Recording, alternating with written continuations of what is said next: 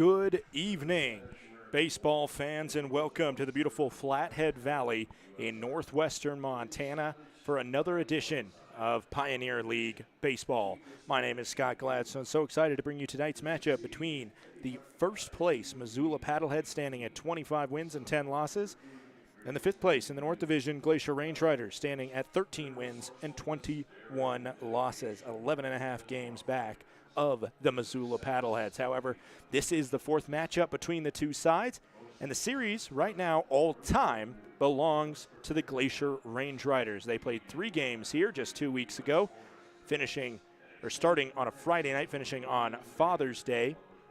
And both of the Friday and Saturday games went to the Glacier Range Riders before a 9th inning comeback by the Missoula Paddleheads on Father's Day sparked an absolute tear that the Paddleheads have been on since. They have played 13 games and have won 12 of them since that 5-3 win on Father's Day, including a 9-game win streak that was started by that Sunday win. And just the astounding fact is there have been a lot of close games, and they have found themselves on the winning side of almost every single one, other than the one loss they had to Idaho Falls on the last day of June. Out of those 12 wins, 7 of them were by 3 runs or less. They had a Lamar Sparks walk-off on July 1st and a knockout round victory over Boise, their first knockout round victory of the year, off the bat of Jason Newman on July 3rd. However, they just came from Boise. They had an overnight red-eye bus ride, leaving immediately after the fireworks show in the state capital of Idaho, heading here, getting in at about 10 or 11 this morning, get an early check-in at the hotel, maybe rest up, try and sleep on an actual bed instead of a bus seat, and then, well, get your butt to the ballpark and try and see if you can muster up the energy to play ball. It will be an exciting matchup here today.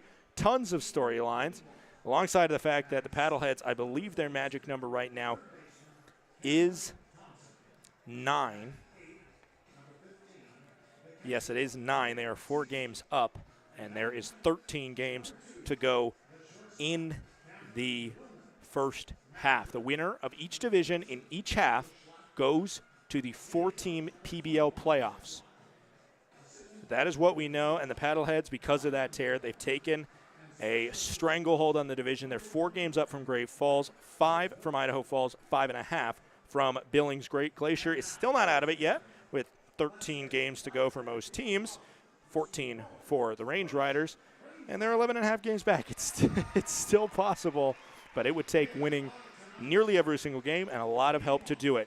Great Falls and Idaho Falls are the other game in action tonight, and those are 2 teams that both are trying to catch up to Missoula, so they're going to be paying attention to this contest very closely, as well as hoping they can go on a little bit of a run. The last time out for the Glacier Range Riders, however, they have not been on a tear. They have, since they played their last home game, which was a loss to the Great Falls Voyagers, which gave them an opening homestand losing record of 4-5 all time at Flathead Field in that opening 9-game homestand.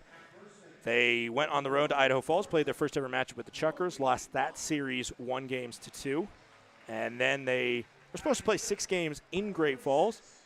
Last night's game did get canceled because of rain on the 4th of July. However, they did get 5 games in. They lost the first 4, and they eked out a 1-run victory on Sunday night. It was really Justin Coleman that came in, got probably the gutsiest save in franchise history. The tying run was 90 feet away at third base when he came into the game with 1 out, and there was also a runner on first as well. An incredibly clutch situation for Justin Coleman, who came in, got a ground ball to third. The new third baseman, Eddie McCabe, who we'll talk about later tonight, he made the smart play. He was on it. The runner at third was going on contact, went home. He fired it right at Justin Mazzone, the catcher, and Mazzone put the tag on the runner, prevented that tying run, and then a deep fly out on the next batter was all she wrote. So a huge victory, and that means the Glacier Range Riders come in with a 1-game winning streak.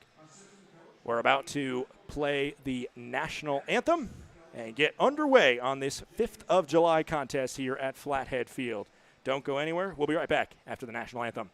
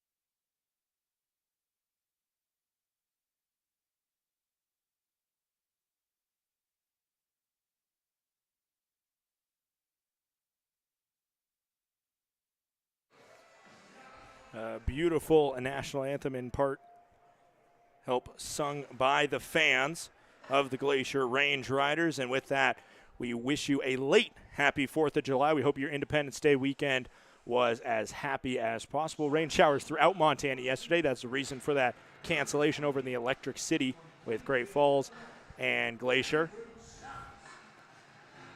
But it has all worked out where it was a day off. Andrew Stout delays his start for a day. Was supposed to start yesterday. The lineup card was literally sent. I posted it on social media, and we had to hold off. Andrew Stout, though, however, comes out. He's ready to go tonight. Reason why he probably didn't go through his full warm-up yesterday. That's the reason why they didn't burn him, so he couldn't go today.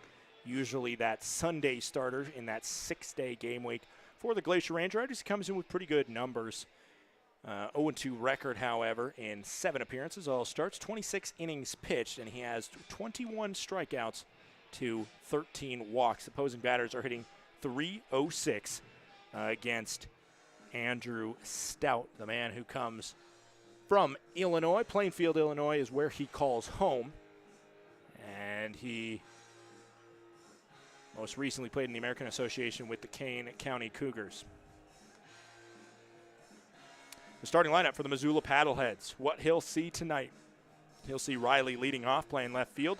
O'Connor is the second baseman. Lamar Sparks, the man who did walk off the Paddleheads a few days ago, plays right field and bats third. Newman, the power hitter, and sometimes when he gets a chance, closer.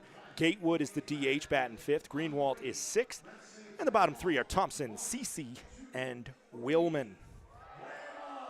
Croson is the pitcher for the Paddleheads. We'll meet him in the bottom half of the inning. But for now, it is Brandon Riley stepping up to take on Andrew Stout.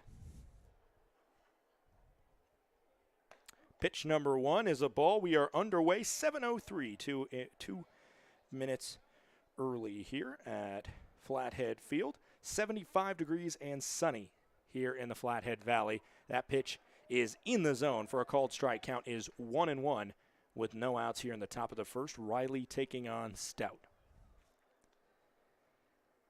Righty-lefty matchup here. That one misses the lower inside part of the zone. Called a ball. Counts now 2-1 with no outs, and the base is empty here in the top of the first. Just underway at Flathead Field. Great Tuesday night crowd here.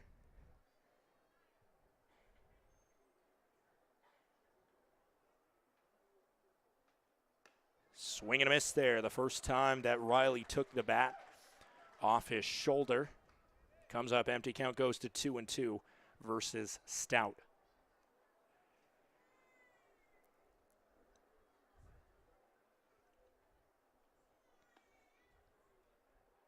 Two coming in.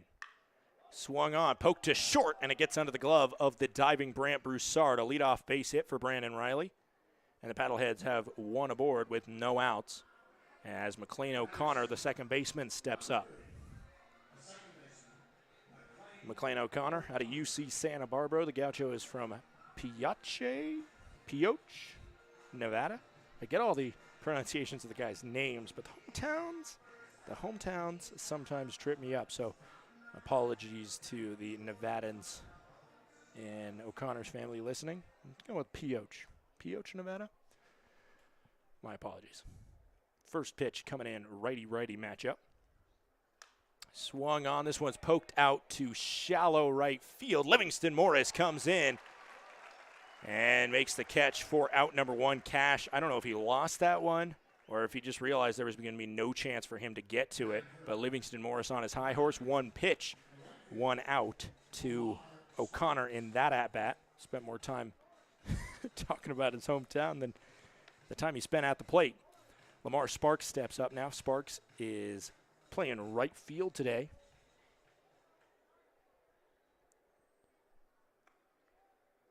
And his hometown, much easier to pronounce. He's from Katy, Texas. First pitch is a ball low and away. Count goes to 1-0. The defensive alignment for the Glacier Range Riders today behind the plate is Justin Mazzone. Eddie McCabe is the third baseman. Brant Broussard is the shortstop. Ryan Cash plays second, and Brody Wofford is at first.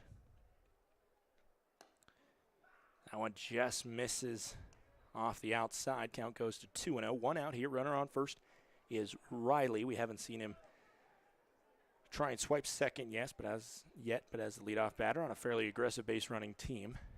Might not be too far before he tries to go. 2-0 coming in.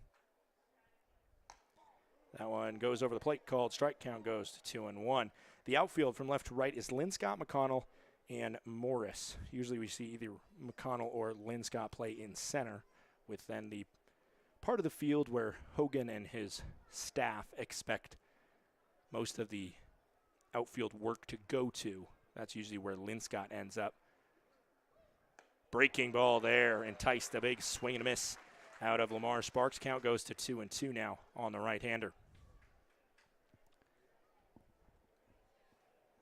For Riley over at first on the season, he has stolen just 4 bags and has been caught twice.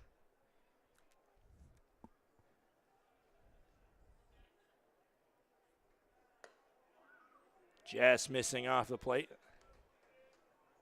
As the first time we hear some groans from the crowd, but pretty sparse. Count's now full for Lamar Sparks. A ball puts runners on first and second for the Paddleheads and the dangerous Jason Newman. A strike gives out number 2 to Andrew Stout. And if there is contact made, we'll get there when we get there. 3-2, 1 out, runner on first. The pitch swung on. This one is down in right field. Riley will charge hard to second, trying to bluff a throw out of Livingston Morris, but not fooled is the right fielder. However, a successful base hit puts runners on first and second with 1 out. Jason Newman now stepping up. Newman, sometimes it seems like he has a rubber bat or something. The ball just absolutely flies. And obviously that's all in that swing power, but it looks just like a casual swing from him half the time, and it really can carry. He has hit 2 home runs in this ballpark, including what proved to be a crucial one in the Father's Day win over the Range Riders. First pitch is in the zone, called strike. Newman's stats on the season. He is clearly one of the best players, not just because of that home run ability, but just because of his average. It's so good. 404 batting average for him, 15 home runs, and 42 RBIs. A chance to add to that total here. An 0-1 with 1 out and a runner on second. Swing and a miss there.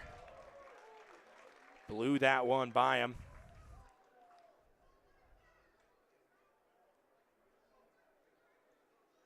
And the count goes to 0-2.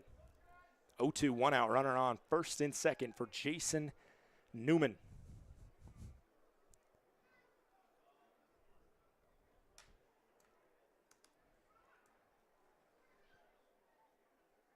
Stout takes a while before setting at the belt.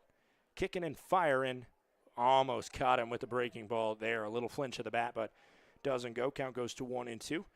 For those that are tuned in now, we want to make sure that we tell you to stick around, hopefully the whole game, but at least to the 4th inning. We will be interviewing the president of the Pioneer Baseball League, Mike Shapiro, who is in attendance tonight, as well as numerous front office members from the league office. 1-2 coming in now to Jason Newman from Andrew Stout. That one misses the plate. It's going to be a wild pitch that will move each of the runners up 90 feet. That one was way off the plate and way in the artificial turf there. Count goes to 2-2, and both runners now in scoring position on second and third with 1 out. And for a guy that can carry the ball, puts a sacrifice fly in play for Newman. Stout's thrown 16 pitches in this inning. Jason Newman coming off a 6-season college career.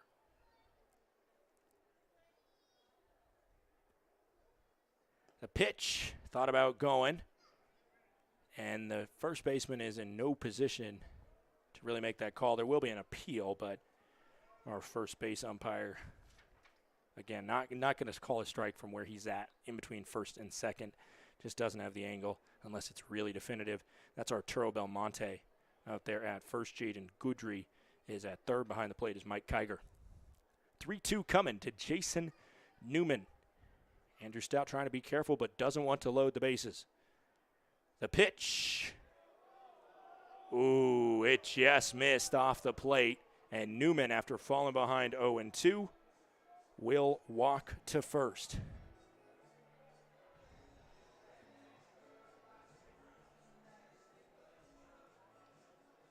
And now here with the bases loaded, nobody across. It's going to be enough for Mike Spears, the pitching coach for the Glacier Range Riders, to come out, have a quick conversation with Stout.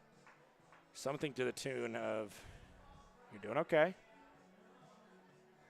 He just missed off the plate there a couple times. I mean, he's been getting ahead of batters. The problem is those two-strike pitches, just working a little bit too hard, trying to get that swing and a miss out of him. Then when he's put it over the plate, both Riley and Sparks were able to crack a hit off him. Not too concerning hits, just put enough wood on it to get it to a place where no outfielders were. And right now Mazzone trying to figure out what the defensive alignment that the coaching staff wants is, as we get Nick Gatewood, the DH today, coming up in a huge situation here in the top of the first. Bases loaded, 1 out, 0-0 game. The lefty sees the first pitch and puts it up the middle. One will score. Lamar Sparks gets the green light, and he will be safe at home as well. First pitch and a 2 RBI single from Nick Gatewood makes it 2-0 in favor of the visiting Paddleheads. And that is just how the last 13 games have gone for the kids from Zootown. When they come up in clutch situations, they cash the check. Keaton Greenwald now batting 6th in the lineup. Center fielder today, Greenwald has a runner on first and second. Newman, the only place where you can knock him in is his speed. So we'll see what happens on a hit as he's coming in from second base. A foul ball there will make the count 0-1 on Keaton Greenwald. Greenwald on the season a .297 batting average, 1 home run, and 20 RBIs. When you talk about what makes this Missoula squad so good, you have to look at first at consistency. That's the big thing. First of all, the franchise has been around for a long time. They have a fan base, which I assume many are watching now because they love to be keyed into the team, as this one is a high fly ball, but foul down the right field line. Count goes to 0-2. But at the same time, they have a manager in Michael Schlacht who they signed to, I believe, a 6-year extension, which is incredibly rare in minor league or independent league baseball. But they wanted to lock him up for a while, keep that consistent in the Zootown. And they also have a lot of players that played for their squad last year and a lot of guys that have been on the team throughout this year.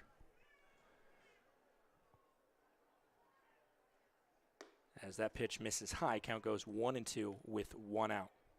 Top of the first inning here. It's 2-0 in favor of the Missoula Paddleheads here early, as a bugaboo for the Glacier Range Riders this season at home has been the top of the first inning. Teams have come out into this beautiful ballpark in front of the Glacier Range Riders home crowds, and they've jumped on them early. Not allowed the crowd to get much going in terms of momentum. This one is swung on. It's going to be a base hit. Newman was hesitant to run on it. Didn't want to get doubled off if McCabe was able to get to it. And so he only is able to get to third. But again, we'll have 1 out, and the base is loaded here in the top of the first. Thompson is the man that will step up. Number 22, third baseman, Cameron Thompson. We have a life car with Montana plates Q Law in the parking lot. Your car is running. Cameron Thompson comes up as the announcement comes over the PA that somebody has their car running in the parking lot. With gas prices how they are, you should go turn that car off. That's one of many reasons why you should do that. 0-1, one out after the foul ball to Cameron Thompson. Thompson, 278 batting average for him, 4 home runs and 24 RBIs. Got decent speed with Gatewood at second there. And Newman on a potential sac fly. We'll see what he can do. The corners are pinched in for a potential throw home and a force out if the opportunity comes to them. That one misses inside. Count goes 1-1, one out. Bases loaded here, top of the first inning. Cameron Thompson, the Paddleheads' third baseman in the left-handed batter's box. Eddie McCabe, the third baseman, I said pinched in. He's even with the third base bag, but quite a bit off the line as he is not playing for a possible push from Thompson, the lefty, down that third base line. Wofford, the first baseman, a little bit ahead of the bag and closer to line. This one is stabbed out to right field. Morris will be able to get a little bit of a run on it. Newman's going to come home. The fire in will not be to home. That ball was lasered enough where there would be no opportunity for Morris to get a run up to it, so he just had to reach his hand up in the air and make sure that the runner, Gatewood, did not advance any further than second base. That's exactly what he did. But a sac fly for Cameron Thompson makes it 3-0 in favor of the visiting Missoula Paddleheads. Nick Cece now. Mentioned that consistency. He is the only new player that I have not seen for the Paddleheads, not in person at least. Cece calls time. Of course, the Paddlehead fans know and are heartbroken over the departure of Watley, the shortstop, pretty much everyday shortstop for the past 2 years, I believe, for the Paddleheads, as he is traded to the Frontier League to be able to continue his professional career. He is one of those guys that I'm sure you love to play with him. Jeff, the broadcaster for the Paddleheads, said that Watley was definitely a big clubhouse guy. Everybody loved to play with him, but he has a lot of quirks that make the visiting fans jump on him fairly quickly. But definitely somebody that you don't forget calling if you see him. That one right down Main Street called. Strike count goes to 0-2. It's 2 outs, runners on first and second in this 3-0 ball game in northwestern Montana at Flathead Field.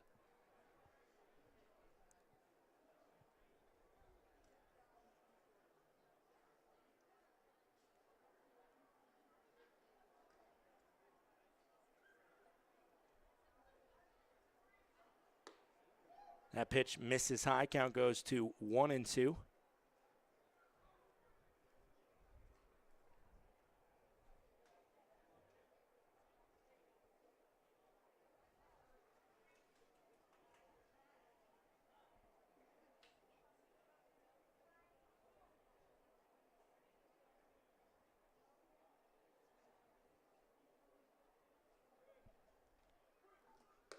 And a swing and a miss, and Stout is able to get out of the inning. A big inning for the visiting Missoula Paddleheads. However, the Glacier Range Riders limit the damage just a little bit, but the 2 RBI single from Gatewood and the sac fly from Thompson make it 3-0 in favor of the Paddleheads. We'll be right back for the second inning. Scratch that. We'll be right back for the bottom of the first inning.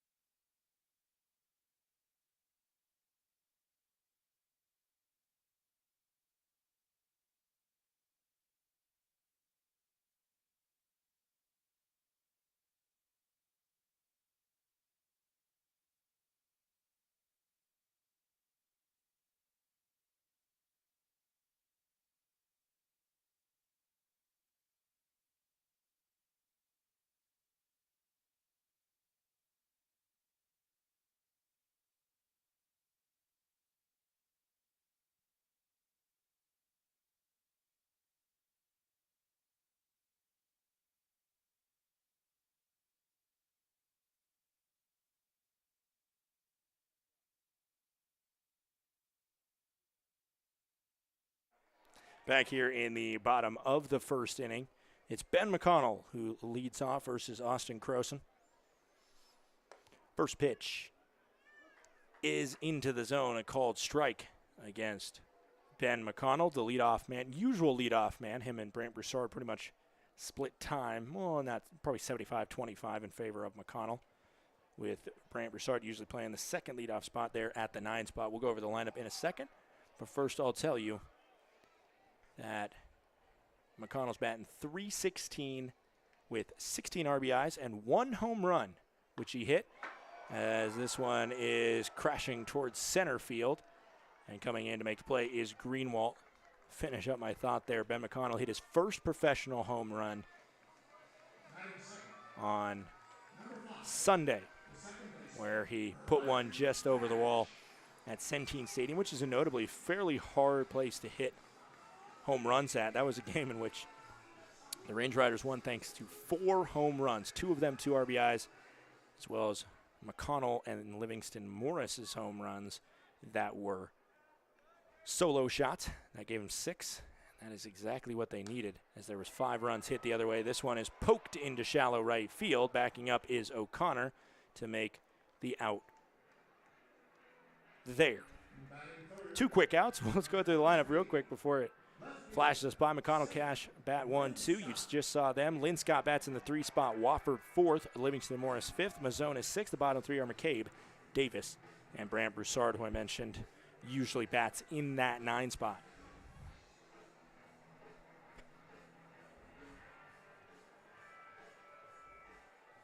Lynn Scott has really stepped up as the offensive player since showing up here in the Flathead Valley. Started his first game, was the first game that the Range Riders played at home, and he's been on a tear throughout his time here. Lynn's got .307 batting average, 3 home runs, and 17 RBIs. This one is slapped down the third base line, but it is a foul ball. Great defense by Thompson there, who would have had a chance if he would have put a good throw on it over to first, but it did drift just to the left of the bag there. Count goes to 0-2 versus Lynn Scott. For Croson thus far, it has been 6 pitches, 5 strikes for him.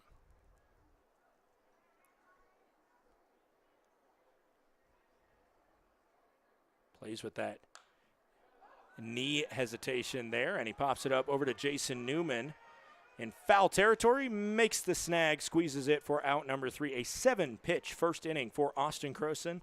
Much different than what Stout did in the top of the first. He's through quick. Maybe we'll talk about it more in the second, but until then, we got to go to the top of the second. It's 3-0, Missoula in front.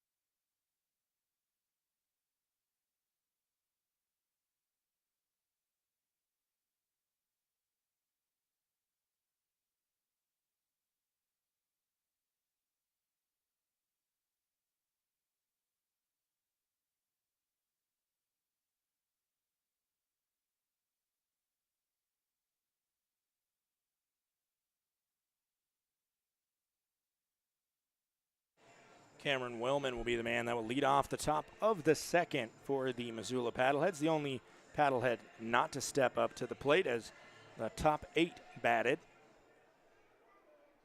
It didn't go the through the defensive alignment for the Paddleheads. We'll wait till the bottom of the second to do that as well.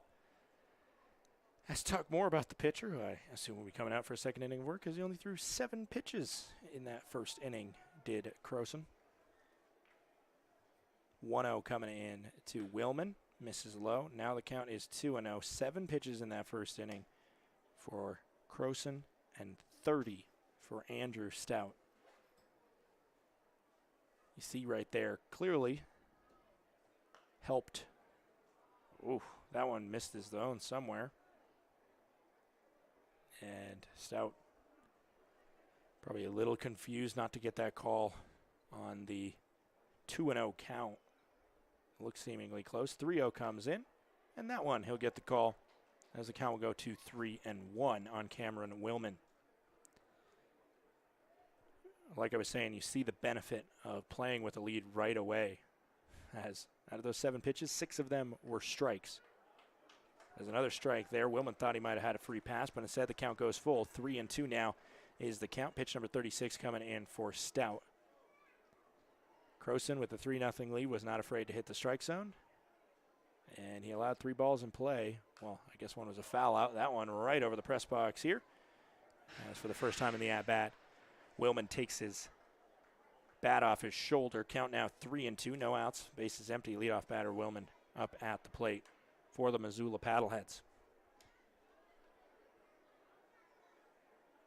Stout trying to deal the first batter down, and we'll get this one to second, where Cash will come over field and throw a good dig out of the dirt from the first baseman Wofford, and the leadoff batter is down on the 4-3 ground out. Let's flip over the lineup card for the first time here in the top of the second. Brandon Riley 1 for 1 on the day as he singled past the outstretched glove of Brant Broussard his first time up. For Andrew Stout, the starting pitcher tonight, I told you a little bit of his numbers this season, 0 for 2 with a 6.92 ERA in 7 starts. That one avoids the foot of Brandon Riley. It was a ball, though. Count goes to 1-0. Stout's been a little bit of a journeyman throughout. The most consistent thing he has under his belt, actually, is his summer collegiate ball experience, as he spent 2 summers in a row with the Duluth Huskies in the Northwoods League. Foul ball there gets put out of play. Count goes to 1-1. The Duluth Huskies, they just won the Plains Division, Plains East Division. The divisions have changed a little bit since I was broadcasting in the Northwoods League, but they won their first half of their division for the first time ever. So those Huskies that Andrew Stout spent 2 summers with are heading to the playoffs in the Northwoods League this summer. As that one misses outside, counts 2-1. On the collegiate circuit, Stout started his career in the Big South Conference with Liberty, where he appeared in 8 games. This one is over the head of Cash, who almost climbed the ladder to get that one, but a base hit from Brandon Riley makes him 2 for 2 on the day with 2 singles, both well-hit balls. 1 out runner on first now in the top of the second, 3-0 the Paddleheads lead. After that season at Liberty in 2018, spent the summer in Duluth, like I mentioned, and then headed to Concordia in California. Concordia is pretty much in every state, it feels like, but Concordia, California, where Andrew Stout finished out a successful collegiate career in D2 with the Eagles there. First pitch swinging from McLean O'Connor. It's a foul ball out of play. Count goes to 0-1. That one was not out of play. It was in the back netting. Same thing, though. Turned dead. Count goes 0-1. 1 out. Runner on first for McLean O'Connor.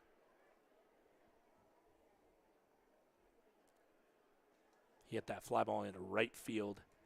That was snagged on the run by Livingston Morris his first time up. Riley again only 4 stolen bases on the year, been caught twice. As that one a good frame job there by Justin Mazzone, who maybe took that one a little bit closer to the plate on snagging it. Maybe it would have been called anyway without that, but did the catcher's job there and made sure his pitcher got the call. Count goes to 0-2. 1 out, runner on first, top of the second, 3-0. Missoula leads Glacier.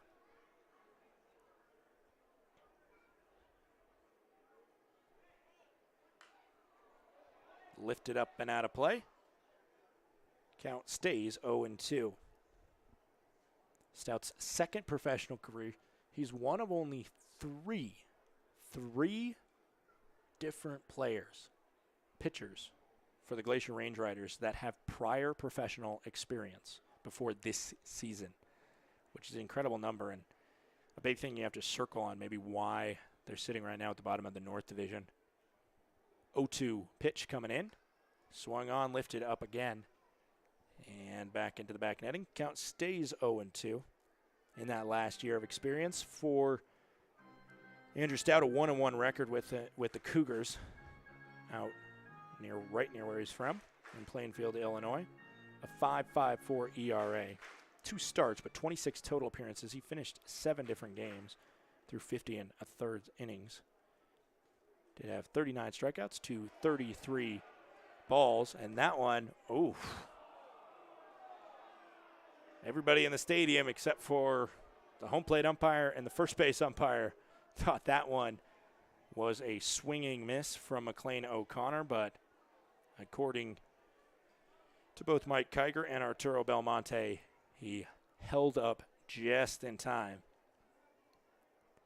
And as McLean O'Connor stayed alive on 0-2 along, he'll now try and take a 1-2 and see if he can prove the difference on that controversial call. And Mike Kiger says, doesn't matter if you swung at that one. We're going to call it strike 3 anyway. It's a strike looking on one extra pitch. And for the second time today, O'Connor is out. He's 0-2, but Lamar Sparks coming up 1-for-1 with a single into shallow right field his first time up. Lamar Sparks, part of this deadly 1-2 combo with Jason Newman. Should call it a 3-4 combo, I guess. He's batting .407, the only player on the Paddleheads that tops Newman. Pitch in, it's a high fly ball.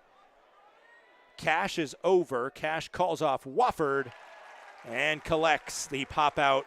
A much needed one pitch out there for Andrew Stout to get through that inning clean.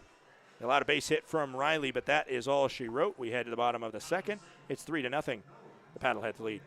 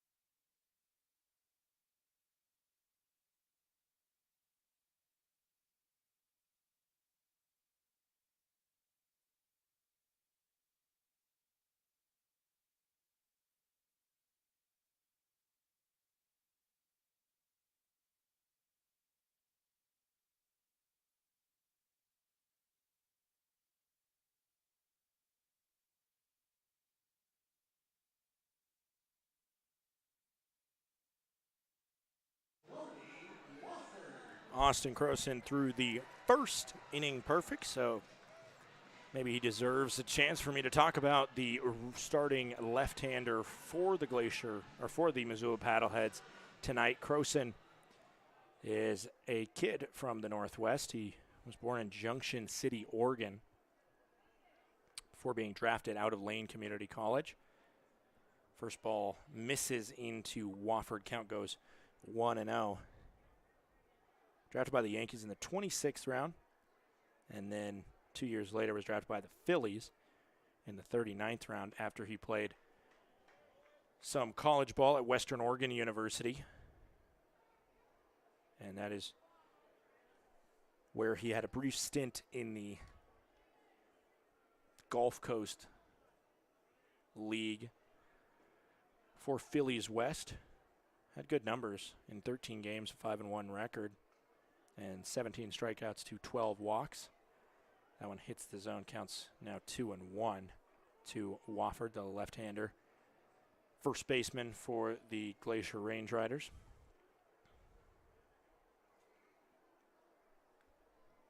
2-1, no outs, bases empty.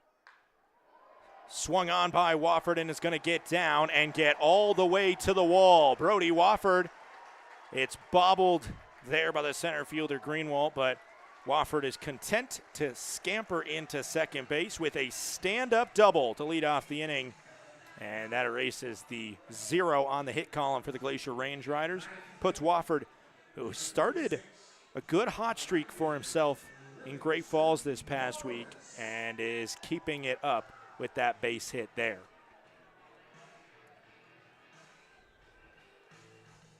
Livingston Morris steps up now.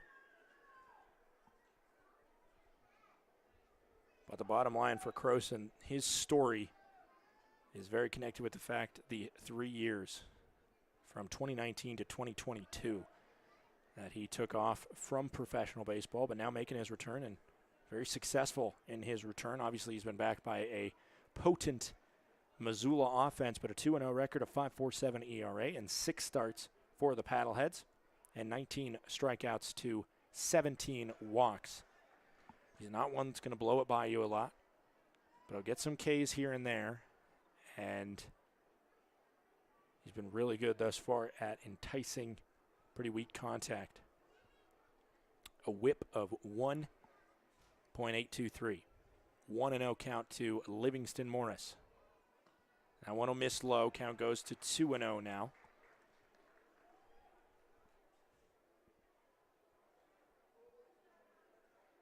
Croson, a tall lefty, 6'5", 210 pounds. And he'll fire into another man of hefty proportions in the form of Livingston Morris. Sees a strike there. Count goes 2-1, no outs, bottom of the second. And Wofford standing on second base. Don't expect him to try and swipe third.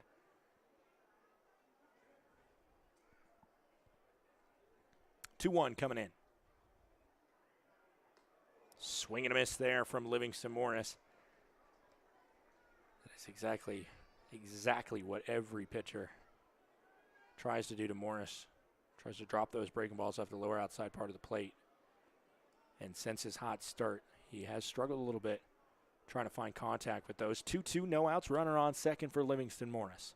The pitch from Croson. That one will miss and skip through the legs of the catcher. I believe it hit the ground before the catcher, CC, had a chance to get to it, so it should go down as a wild pitch. Count goes to 3-2. No outs here, as Croson has already eclipsed what he threw in the first inning and has not gotten out yet. Has a runner on third. His 10th pitch upcoming. Defensive alignment should get to it eventually, right? CC behind the plate. Thompson over at third. Willman's the shortstop. O'Connor plays second. Newman, the everyday first baseman, is at first base. Riley, Greenwald, and Sparks make up the outfield from left to right. Breaking ball swung on there and lifted to third base, and the Missoula Paddleheads will eat the run in order to get out number one. An RBI ground out for the number 5 batter, Livingston Morris, brings Wofford home, and leadoff double proves success for the Glacier Range Riders. The shutout is gone. It's now 3-1 in favor of the Missoula Paddleheads.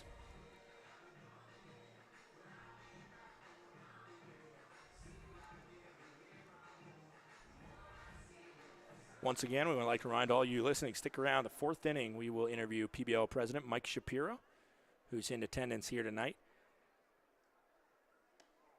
That pitch smacks the zone. Count goes to 0-1. Multiple members of the league office here preparing for the PBL Roundup show that will be in part live from Flathead Field tomorrow night. Catch that on the PBL network, as well as you can just tune in to this game right here live only on YouTube. 0-2 is the count, 1 out.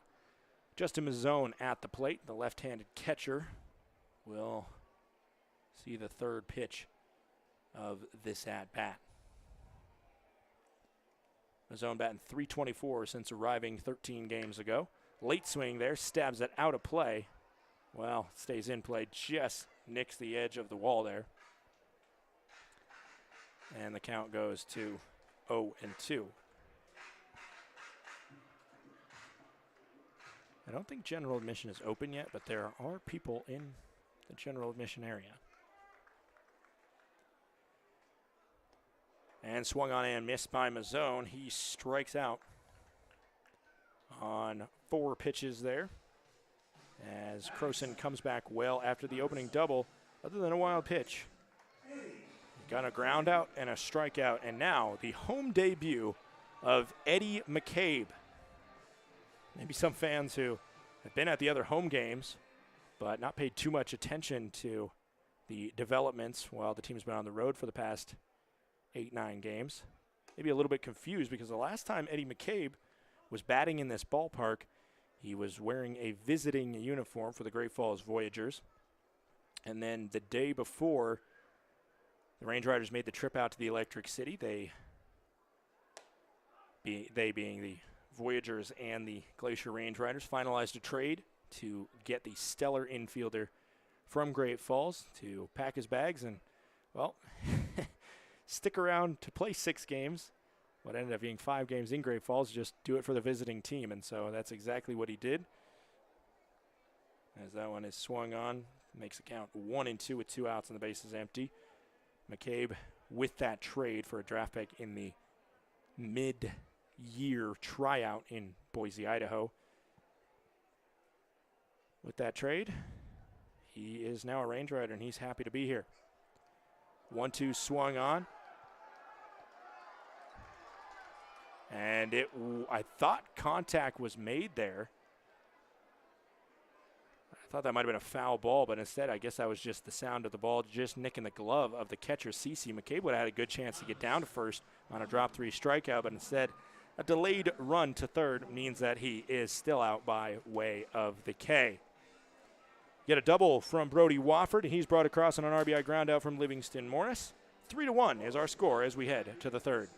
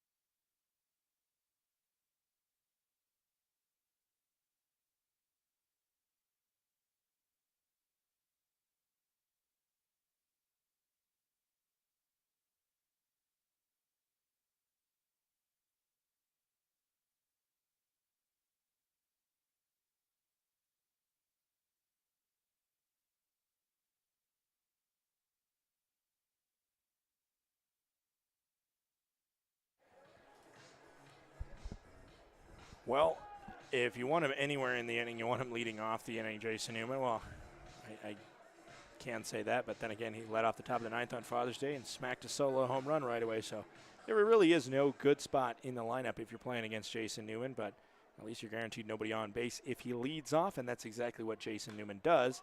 And he hits a moonshot out to right field, but it's going to go way too high and not deep enough. One pitch, one out into the glove of Livingston Morris, one away in the top of the third. Nick Gatewood stepping up now. Gatewood with that 2 RBI single. His first time up when he spiked one through the middle. Andrew Stout, a long first inning of work where 3 runs came across, and he ended up getting out of a jam in the end, but not before those 3 runs. First pitch goes down Main Street. Called strike. Count is 0-1. 1 out, bases empty. Top of the third, 3-1. The Paddleheads lead the Glacier Range Riders. Swung on. Foul ball is going to go up and out of play. Count goes to 0-2. Stout has not struggled with getting ahead of batters. It's been closing off batters. That has been his biggest struggle, really, in that first inning. Last inning he did just fine, allowing 1 base hit, but getting 3 outs pretty quickly around that. 0-2. This one is out to left center field. McConnell and Linscott fighting over it, and Linscott wins the argument to snag that one for out number 2. Keaton Greenwalt now, he's 1 for 1. Singled into left field. That loaded the bases for the eventual sac fly from Thompson. If he had somebody else on second base other than Newman, maybe would have got himself an RBI, but Newman held after he wanted to make sure that he wasn't doubled off on a potential catch by the third baseman, McCabe. First pitch is in and misses. Count goes to 1-0. 2 outs here, bases empty, top of the third. It's 3-1 in favor of the Missoula Paddleheads. Andrew Stout gets the sign.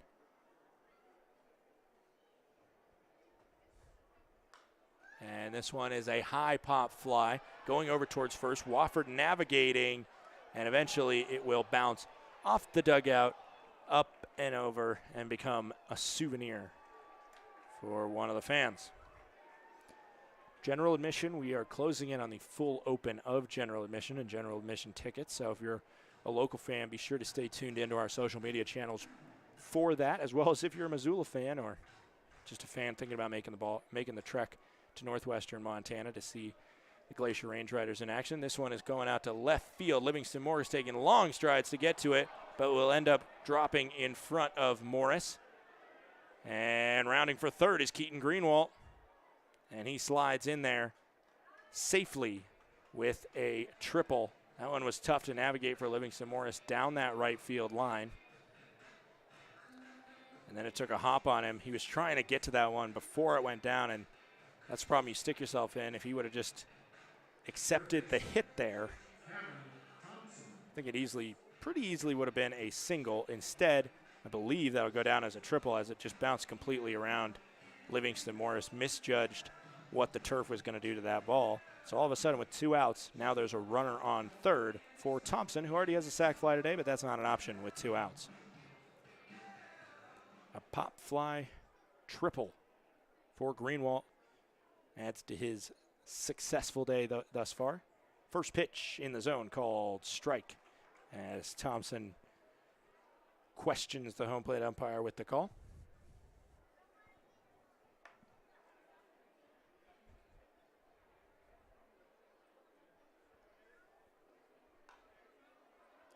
This pop fly is going to be out of play. And there will be a dog pile for it on the lawn. That is that lawn, especially if it's there's a little rain in the air. it's gonna see some work from kids wrestling over foul balls there. That pitch is up and away, just trying to keep the batter honest with a clear waste pitch there was Stout. 58 pitches thrown, just 10 in this inning. I mentioned his long first inning. Threw 30 in the first, 18 in the second, and trying to do this one in 11 or less if he can get out of it with the next pitch. He will not. Foul ball. Keeps the count at 1-2. One of the storylines in this game, not necessarily for the Range Riders, but it is something that some may be interested in. There is a one-day contract player on the roster of the visiting Missoula Paddleheads. It's comedian by trade Joe List. And he's in uniform. He's in the dugout. And there is 100% clearance for him to play if Michael Schlacht and the Paddleheads choose to do so. He did come to the stadium with the team on the bus. And it is the full experiment of literally the average Joe trying to play a professional baseball game. We'll see if we ever see Joe List do anything official out here. But I don't think if a game is close, that will be in the cards for the comedian by trade, Joe List. But I'll let you know if we see him out there. 2-2. He used Jason Newman's bat in batting practice and actually looked pretty good. Not as good as the Paddleheads first baseman, though, who seems like he sends every ball out of the park. Speaking of sending one out of the park, this one is deep to right field, and it's off the wall.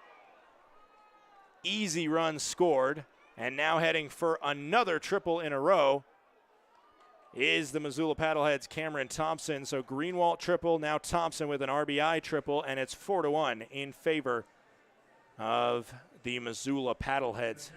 Thompson got all of that one. No chance for the right fielder Livingston Morris to make that play, as it was just the 16-foot wall that kept that one in the ballpark. And it's 4-1, two straight triples. That's the one thing that the Paddleheads do really well. They hit a lot of triples. And one thing that the Range Riders, apart from that opening series against Colorado Springs, is we got Nick Cece up now, who is behind 1-0, or is ahead 1-0 after the ball there. 2 outs, runner on third for him. Just 7 triples for the Range Riders this year. And it's definitely plateaued since that opening series. Doesn't go there. Counts now 2-0 with 2 outs and the runner on third. 4-1 in favor of the Paddleheads.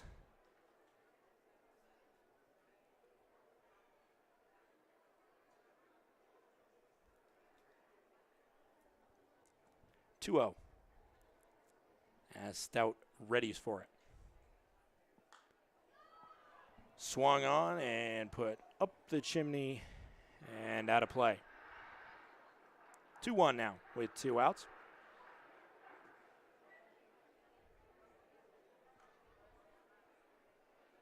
This is the 10th home game of the year for the Glacier Range Riders.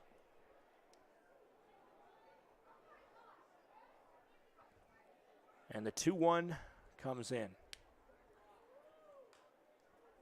Foul ball back into the netting. Put Cece to one knee there. And now deuces are wild. 2-2, 2 outs. Runner on third. 4-1. The Paddleheads lead. The numbers are officially in from the opening 9-game series. Over 14,500 fans made their way to Flathead Field. That's an average of 1621 a game. An incredible opening homestand considering a lot of the stadium was in a limited capacity. That breaking ball finds the zone, a called strike 3, and Cece goes down by way of the backwards K. However, an RBI triple from Thompson makes it 4-1 in favor of the Missoula Paddleheads. We'll be right back for the bottom of the third. It's Davis, Broussard, and McConnell due up.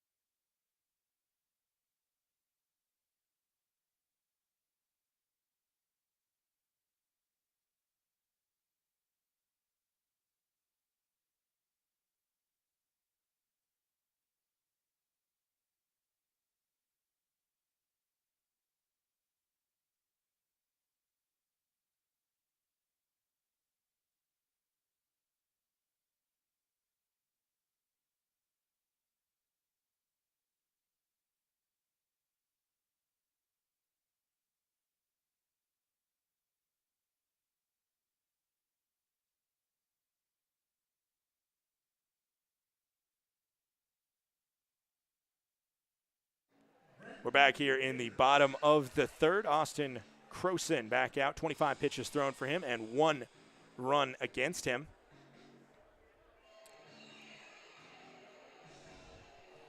He will see Brenton Davis. Brenton Davis wearing the number 9 jersey today. Late change today, actually, from the 4 jersey that he was wearing on the road trip, his first road trip with the Glacier Range Riders.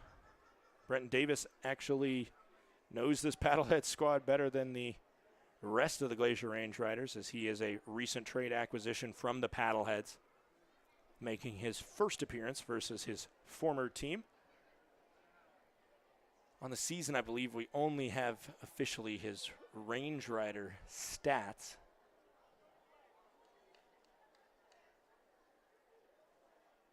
And actually, I can't even, oh, he's hitting 167 in the 3 games that he's played with the Range Riders. But now there's a good chance to get on base here, as he's ahead 3-0 versus his former teammate Croson.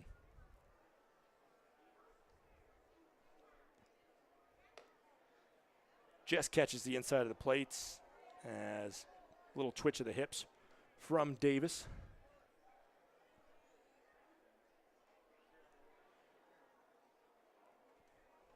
Counts now 3-1 to the catcher DH in today. He swings on that one, cracked out to center field, backing up his Greenwalt, but Greenwalt will have enough room to make that snag.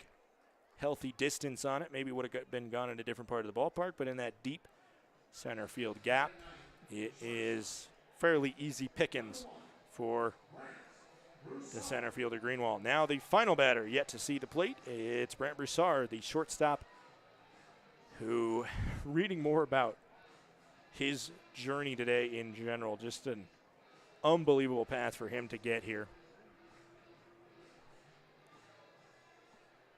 as he's in his 4th professional year, and he sees that pitch go into the strike zone.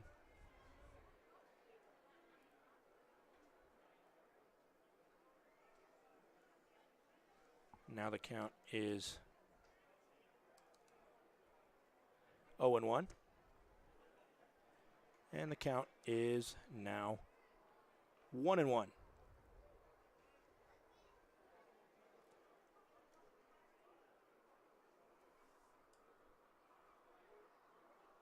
One out here, base is empty for Broussard. We will flip over the lineup card to McConnell. So this one's hit to third, a couple tough hops there, but Thompson is able to corral it and then gun it over to Newman, who makes a simple catch over there on first, 2 away. And we flip over the lineup card to Ben McConnell, who is 0 for 1 today with a well-hit ball, but it was up there long enough for Greenwalt, the center fielder, to collect it.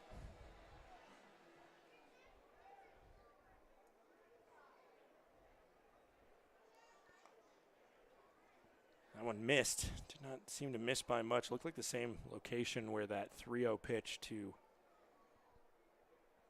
Brenton Davis was that was called a strike. That one just a little bit further inside from that one, I guess. Count goes to 1-0. Swung on. This one's going to be a tough play for the pitcher, as nobody will be able to make it, and down go the dominoes as Newman trucks his pitcher, I believe, and then his pitcher tabletops the umpire. So 2 players on the ground, but Med McConnell, with all the speed he got, he's across first base for an infield base hit. Newman upset about something here.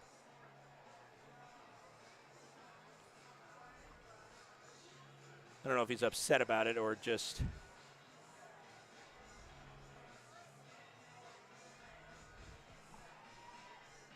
I don't know.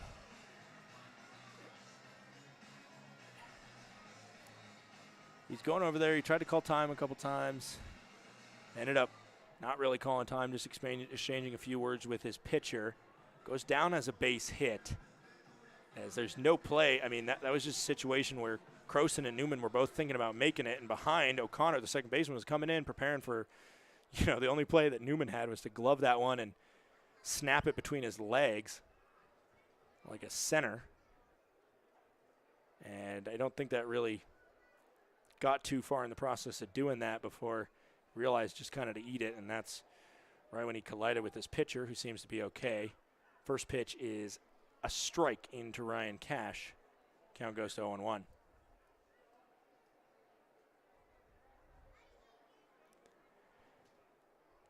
It seemed to me like McConnell went on a straight line down the first baseline. Not much that you can knock him for there. Of course, a lot was happening there, and in general, man, that guy can fly out of the box, especially as a left-hander with that head start. The weak contact there, but he just raced the ball down the first base line. And even with the artificial turf not having a lot of drag on the ball, he still was cooking down there. 1-2 is the count now. McConnell, he's got wheels. And he can make a run at second. And with 2 outs here, won't have to worry about a potential double play. Everybody in the league is on notice on McConnell, and he will go as that one swung on by Cash, and it hits the ground and up into the body of Ryan Cash. Foul ball will stay at 1-2 here with 2 outs.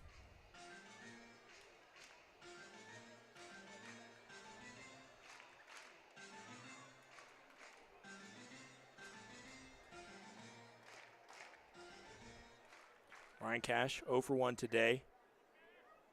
Had that fly out into shallow right field. That was caught by the second baseman, O'Connor. Runner again going. This one is again popped up and out of play. Count will stay 1-2 for Cash, the switch hitter batting out of the right-handed batter's box. On the season for Cash, first on the team in batting average, .384 for him. 2 home runs, 4 doubles, 22 RBIs for Cash. 43 hits for him. That means 37 out of 43 hits are singles. Swings on that one, over to third, waiting for it, and throwing over to first to beat out the speedy Cash is Thompson to Newman. That ends the third inning. It's 4-1 here in favor of the Paddleheads. Don't go too far from your computer. We'll have an exclusive interview when you come back in the 4th inning of play.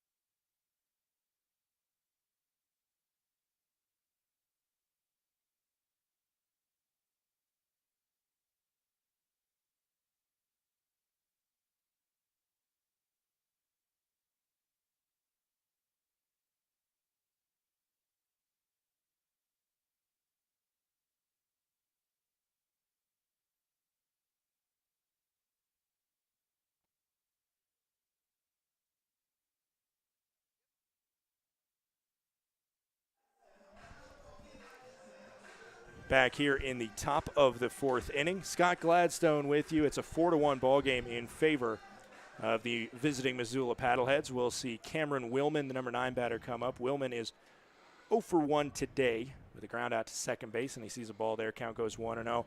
I am so honored to be joined by the president of the Pioneer Baseball League, Mike Shapiro. Mike, first of all, welcome. Welcome to the ballpark. This is your first time here.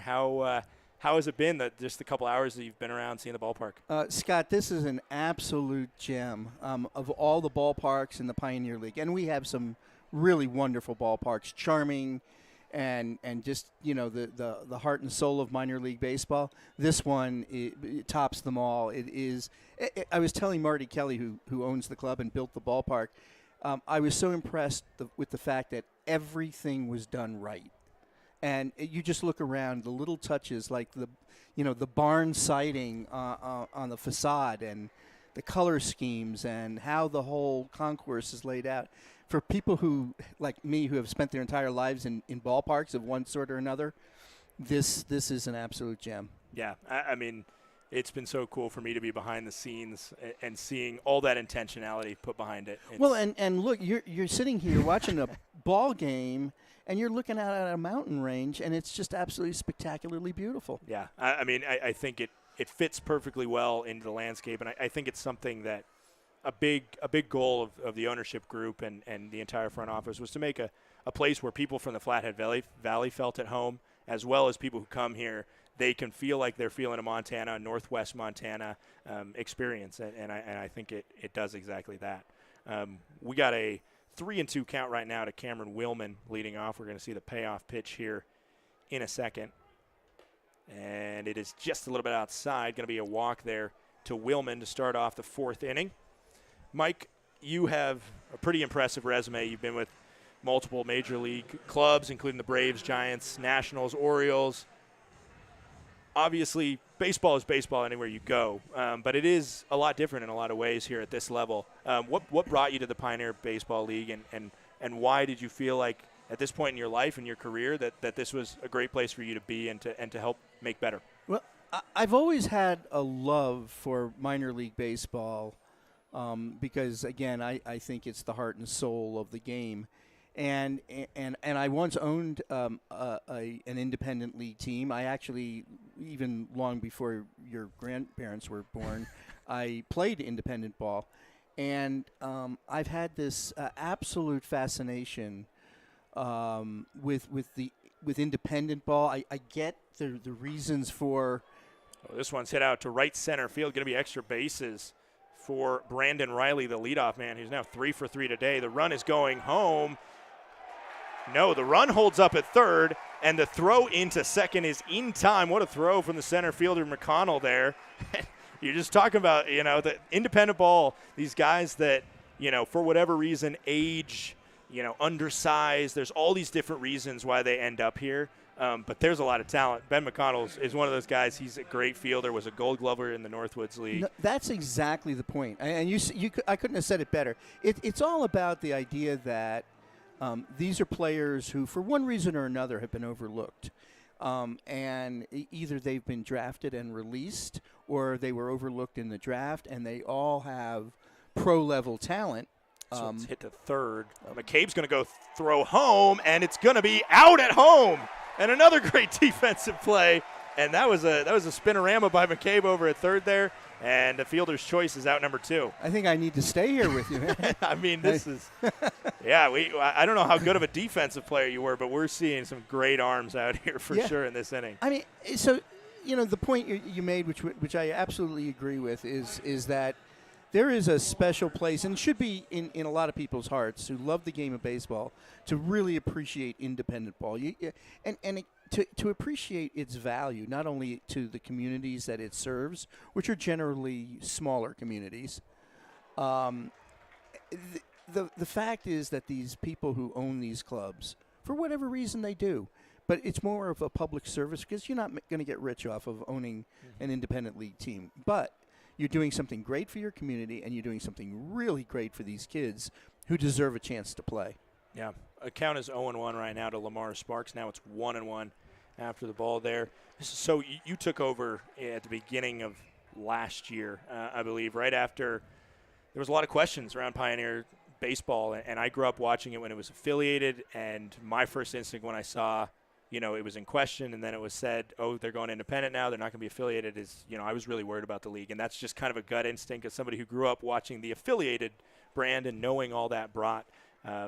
But I think it's been kind of the polar opposite. You rebranded right away. You brought in, because you had this clearance to kind of experiment, you brought in the home run knockout, which I think has been a huge success. It's great fun, and you don't have games going on until 1 a.m., so it's great for a lot. what have been kind of the motivation behind making those changes and taking this restructuring of the Pioneer Baseball League and just trying to cater it more towards everybody that it's for? Well, the first motivation was to just make the transition from being affiliated to independent. And for those who are listening who really don't know the nuances of that, if you're an affiliated, meaning you're affiliated with a major league club, and that club provides to the minor league team all the players and coaches and trainers, and it's a huge piece of a budget that a minor league operator doesn't have to pay, that the major league club pays for. And so when you're independent, these owners now all of a sudden are assuming those costs. So that takes a big chunk out of your profitability. Yeah. And so we had to make that transition. But in addition to just the economics of it, when you're in an affiliated league, the contracts are all uniform player contracts are provided by Major League Baseball. The rules and regulations all provided by Major League Baseball. Swing and a miss there as we're out of the inning after Lamar Sparks strikeout. We can just talk through the inning if that's good with you, because that was fairly quick there. I could talk about this, So there are so many infrastructural issues that have to be and challenges that have to be addressed.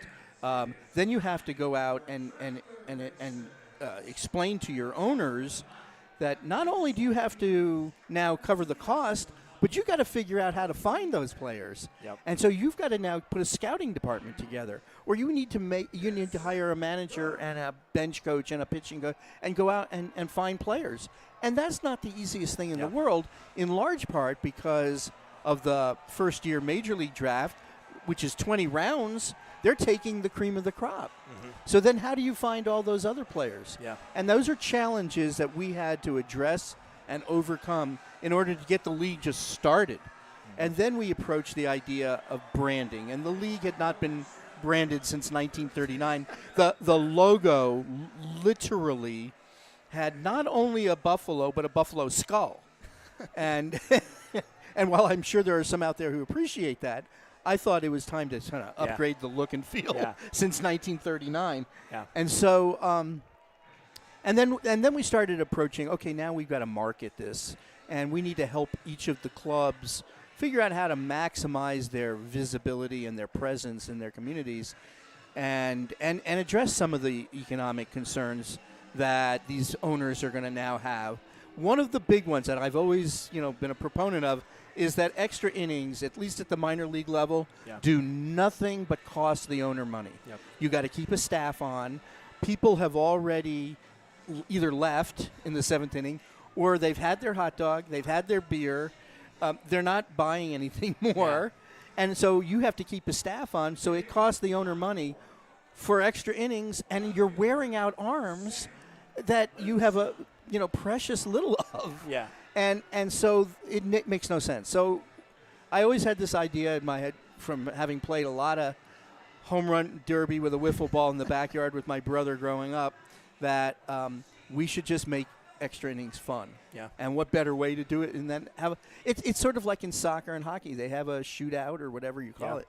And so we just let's try that for baseball, and it's turned out pretty well. Yeah, and I mean, I think the biggest thing is we are now underway here in the bottom of the fourth. A ball to Sam Linscott, who's 0 for 1 today, counts 1-0. Croson's still on the mound. Scott Gladstone here with Mike Shapiro, the president of the Pioneer League. I think just in general being malleable. I think that's the big thing in general. There were some tweaks that need to be made to it last year, and you did exactly that. And another big thing, obviously, with changing the league and figuring out what the next evolution was expansion. And, we're here talking about a brand-new ballpark. We're in a brand-new ballpark, and also celebrating the brand-new ballpark that is, in the works and coming in northern Colorado, which I think is going to be, in its own way, different than Flathead Field, but a state-of-the-art facility, too, that I think is making you really excited.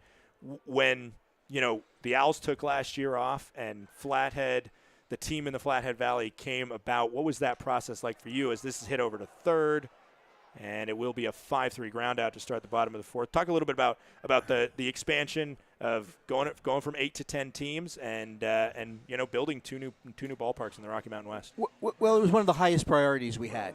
We knew that the Owls were going to come back in, and so we knew we had a 9th team. Finding a 10th team was the challenge, and it was an odd circumstance. And when I tell you the story, you'll agree. You're going to say, "Wow, that wasn't odd. That was bizarre."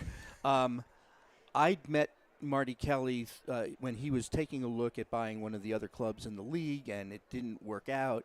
And so I had this conversation with Marty about, hey, you live part-time up in Whitefish. Why don't you think about putting a ballpark there? And, there's challenges because there's probably no public money or anything. And Marty, fortunately could afford not only to buy a team, but to build his own ballpark. And he did that, and as we said before, it's a gem. But the bizarre part of all of this is Marty and I are having a conversation, and I think I don't know, somehow or another this guy's name in the conversation came up.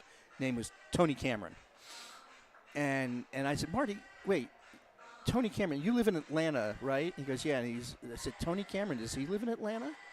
And he goes, yeah. And I go, is he a former ball player by any chance? He goes, yeah, he was in the Yankees organization. Pitcher, left-handed pitcher? He says, yeah. I go, Marty, in 1993, I was teammates with Tony Cameron on a semi-pro team in Atlanta when I was working for the Braves. Are we talking about the same guy? And Marty looks at me and he goes, I was on that same team. And so it turned out that Marty Kelly and I were teammates in 1993 on a semi-pro team in Atlanta, Georgia, of all places. And so, immediately that cemented our, once you're teammates with somebody, you've got a bond forever. Yeah. So, and so that's how this all sort of came about, but it had more to do than anything with Marty having a vision and the resources to do this the way he wanted to do it on his own. Not depending on public financing at all. And the fact that he was able to do that not only is a testament to his love for the game, but his love for this community. The same thing being true in Fort Collins, in Windsor, Colorado, right outside of Fort Collins, where Jeff Katofsky, who owned the Owls when they were in Orem, Utah, he had problems with Orem, Utah. One reason is in Orem, it's a dry county in Utah, and a ball team needs to sell beer. Yeah, and so he was not doing well financially because he couldn't sell beer, and so he wanted to move elsewhere, and it all worked out for him to build this complex of both youth and professional sports in northern Colorado.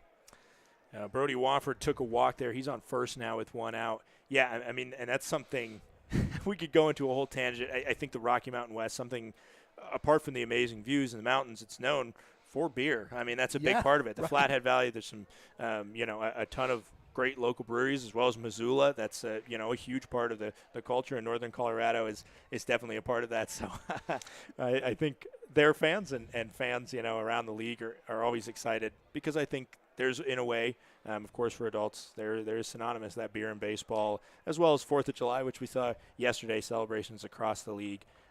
Something that also is becoming, at least for me, is a little bit synonymous with baseball is, the fact the last time we hosted the Paddleheads, it was Father's Day, and that relationship with, parent and child through the sport, as this one is hit to second, and it is not going to be enough for a double play there, just a force out at second.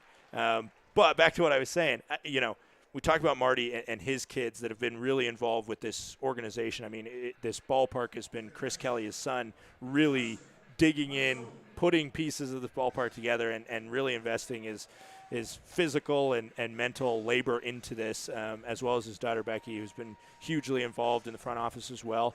Your son is involved with the Pioneer Baseball League. He's the director of media production. Talk a little bit about that, about being able to work with your son, because I interviewed my dad briefly on Father's Day, and there's just something cool around sports and that relationship with sports that parents and kids can have, and especially around the sport of baseball. It goes from playing catch in the backyard and now your son, his career is embedded with baseball and with you. Well, you asked the greatest question you could ask a dad, and I'll even double down on it. My youngest son, Jackson, who's here tonight, works for the league as our media production guy. But my older son, Harrison, is the assistant general manager for the Northern Colorado Owls. So I've got both my kids in the business. They grew up with a dad who's a baseball vagabond, I guess. I don't know how. And they've grown up, going from. This one's hit out to center field. It's just going to have a little too much room for Greenwald to go out. We'll talk a little bit through the inning because I got a couple more questions for you. I got plenty of time. It's 4-1. We're heading to the fifth, but continue to talk about your family. And I can that talk baseball all night, so don't. I have been fortunate enough to have been in this business my entire professional life. I started out, myself as an independent player, as I've said, and then when I got released, the first thing I did after I got released was I went to law school, like most people who don't know what to do with their lives, and so I went to law school, and my first job out of law school, and this doesn't happen any longer because this was in 1980, 81, something like that. My first job out of law school was to be general counsel for the San Francisco Giants. And now, obviously, I didn't know a thing because I just came out of law school, but I was in the right place at the right time. Spent 12 years with the Giants, met my wife there. She worked for the Giants, so we're a baseball family. And then the kids were born in Atlanta when I was with the Braves, and then we moved, several times for different baseball jobs. And then lived in Atlanta, Washington, Baltimore. And then we owned our own team in Northern California. And the kids, worked, they were clubbies. When they were old enough, they worked the bar. And, baseball has been our entire lives. And I think to have your kids follow, work in the family business, is so. Now, I would love them and cherish whatever they wanted to do, but it's even better than that they want to be in the same business. Yeah. I mean, I think that's, again, you say it's you want your kids to do what makes them happy, but they're related to you, and it's kind of hard to get what's in your blood, whether it's kind of that nature versus nurture. Sometimes they're born into it, and sometimes they're raised in it, and. It's been something that I am passionate about. Obviously, it's both my vocation and avocation, and I when I'm not working at a ballpark, I'm watching ball games, and that's how they grew up, and unfortunately, they weren't disgusted by it, and they actually chose to be in the business. We got a new pitcher for the Glacier Range Riders. It's Tanner Solomon. He's going to come in. Tanner Solomon on the year. He's had a couple rough outings, but for the most part has been pretty solid. Solomon, 8.27 ERA in 11 appearances, 20 2/3 innings pitched. He has 22 strikeouts to 9 walks. Got dinged up a little bit last time out in Great Falls. He starts with Jason Newman here, as he's going to have a long relief appearance. So let me ask you a question. All right. Go back and forth a little bit here. So how has the community here embraced the team? And the attendance is pretty good. It seems like people are in love with the ballpark and are coming out here. What takes this team from averaging, say, what they are now, about 1,600 a game, up to, I think the league average right now is 2,000. Last year it was about 2,500. What's it going to take to move this dial? Yeah, well, as that ball misses, count goes 2-1, no outs. Jason Newman leading off the top of the fifth here. I think, number one, there's logistical things. General admission is going to be open hopefully within the next month, really soon here. And I've already told people to keep an eye out for that announcement on social media. But I think the biggest thing, and this is something, before my dad came on the broadcast, he went to the game the night before, and he said the biggest thing that he noticed about this is its community. And I think, you talk about what Pioneer League baseball brings is it's especially in the Pioneer League compared to other independent leagues that are still in smaller towns. This is a foul ball. Count's going to stay 3-2 here for Newman. it's in a place where there's not a lot of professional sports, period. Right. And so the biggest ticket usually in, you can talk about Montana Grizz football as well as Montana State football, but it's high school football. And what that is community, as this is a fly ball out to center field. Newman will fly out to McConnell to get out number 1 in the top of the 5th for Tanner Solomon. And so, I think in general, my goal is, as well as the goal of the rest of our front office, is to get somebody in the front door once, essentially get them to hear about it, whether it's through social media, whether it's through their friends telling them, whether it's whatever. And I think once you get here, you experience how this crowd, it seems like they've had a baseball team for a lot longer than a couple weeks, because I was coming out to first game. They knew the chants. They knew take me out to the ball game. They knew all these things, and it's not something where they're lost and clueless trying to learn how to be a baseball fan. Yeah. They've gone to Seattle. They've gone to Mariners games. They've gone to maybe Missoula games in just 2 hours down the road. But they were waiting for this team. And so for me, I think it's those logistical things that can get the attendance more with general admission. And then you take it the next step. And the more people hear about it, I mean, so many people I have seen on social media or talking to me have, come for one game and then started asking about season tickets and how do we continue to come and support the team. And I think Missoula sets a really good level for how to be a good team that can connect and can, use the indie ball mantra well in terms of creating a brand around their players, because that was one thing, as that was a 5-3 ground out there for Gatewood. That was one thing for me growing up, going to the rookie affiliate of the Milwaukee Brewers, the Helena Brewers. I didn't know one of the players. I never knew a player's name. But everybody in Missoula that's at least somewhat of a Paddleheads fan, they know Jason Newman. They know Lamar Sparks. And they're starting to do that here already with this team, even though, guys haven't been around for a full season. So I think it's just continuing to have this team be a part of the community. And it's been really fun just the first couple weeks. Well, and I also think that, and Marty, I think has done this intentionally, is not overly promoted or overly marketed the team at this point. I think as they, as you say, come out with more seating sections, they're planning to up the level of promotion that they do out in the community. Yeah. And so, consequently, you've got, you're averaging 1,600. You probably have more than that tonight. And that's people who are coming out of here largely because of word of mouth. Yeah. Not because they've seen an ad somewhere or a billboard, whatever it is. It's because there's an active community that has a desire for this product, which that's what the Pioneer League's all about. I mean, that's what we want our teams to be integrated with their communities, and this is how they do it, everywhere in the league. We'll leave you, as that's a 6-3 ground out, 1-2-3 inning for Solomon.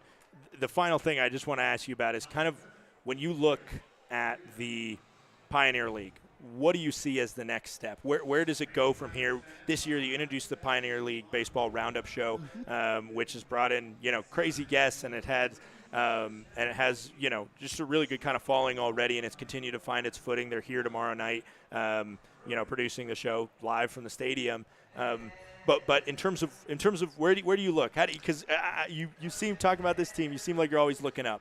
I think there's a couple of different answers to that question. The first answer is I think ultimately we want to expand to 12 teams. So I think a 12-team league, for a lot of reasons, including scheduling. Because if you look at your schedule, obviously you're not playing a lot of the teams, if any, in the South, and therefore you're kind of constrained by you're playing the same teams. We got to change that. One way to change it is by expansion. Yeah. So that's one of the highest priorities, to figure out how do we get from 10 to 12. The other priority, I think, as you mentioned, the Roundup Show and some of the other things that we're doing to help promote the league and to develop an independent brand identity. And that includes trying to determine if there are revenue streams, if there are promotional vehicles, whether it's through the development of original content Maybe there's a reality show. Maybe there's a concert series. Maybe there's a lot of things that elevate the entire league so that not only do we put more people in the seats, we develop diversified revenue streams for ownership that helps support the viability of the league, and then hopefully for the owners as well, the brand value of their clubs increases. Well, I can't wait to see, possible expansion. I'm excited about that, as well as, just in general what the league wants to do going forward. So thank you, Mike Shapiro. It's been an honor to have you on the broadcast. Scott, it was a pleasure. Thank you so much, man. Anytime. We'll be right back for the bottom of the fifth.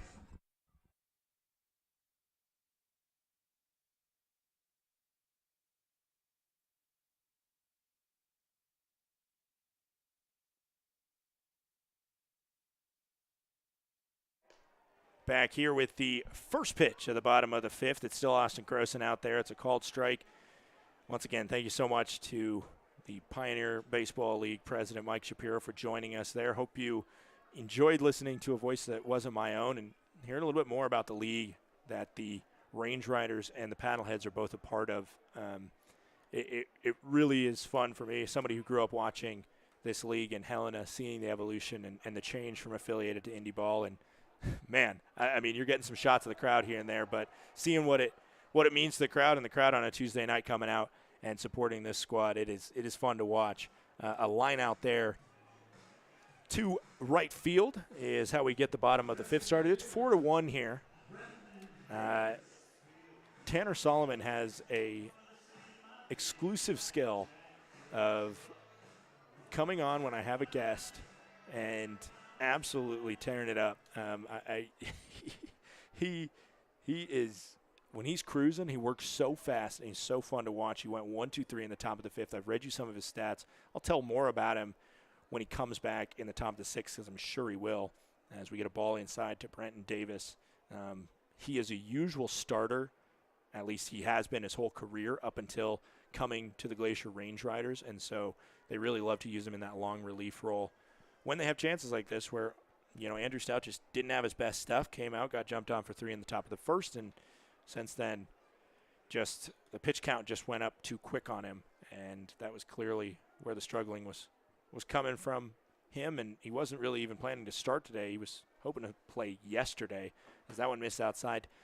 And low to Brenton Davis. It's 3-0 now with 1 out here, bottom of the fifth. Croson has pitched really well. Really just the double off him from Brody Wofford been the only time he's been cracked. As that one will hit the inside of the zone. Actually, the exact same thing that happened last time Brenton Davis was up. It went 3-0, and then an inside pitch that made him twitch just a little bit, gets called a strike, 3-1. And on the next pitch after that, he flew out. Not this time. He'll take it for a strike. Now it's 3-2 from Croson to Davis. The final line for Stout, the starter for Glacier: 4 innings pitched, 8 hits allowed, 4 runs all earned, 4 strikeouts to 2 walks. That one's in the dirt, and it will be a walk for Davis. That's the second walk given up by Croson.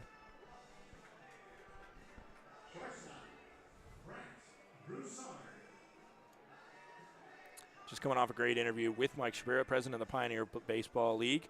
He mentioned his son, as well as members of the Missoula Paddleheads media team and some other media members for the league in attendance here, documenting all sorts of footage for the Pioneer Baseball League Roundup show that is tomorrow night live on the Pioneer League Baseball Network.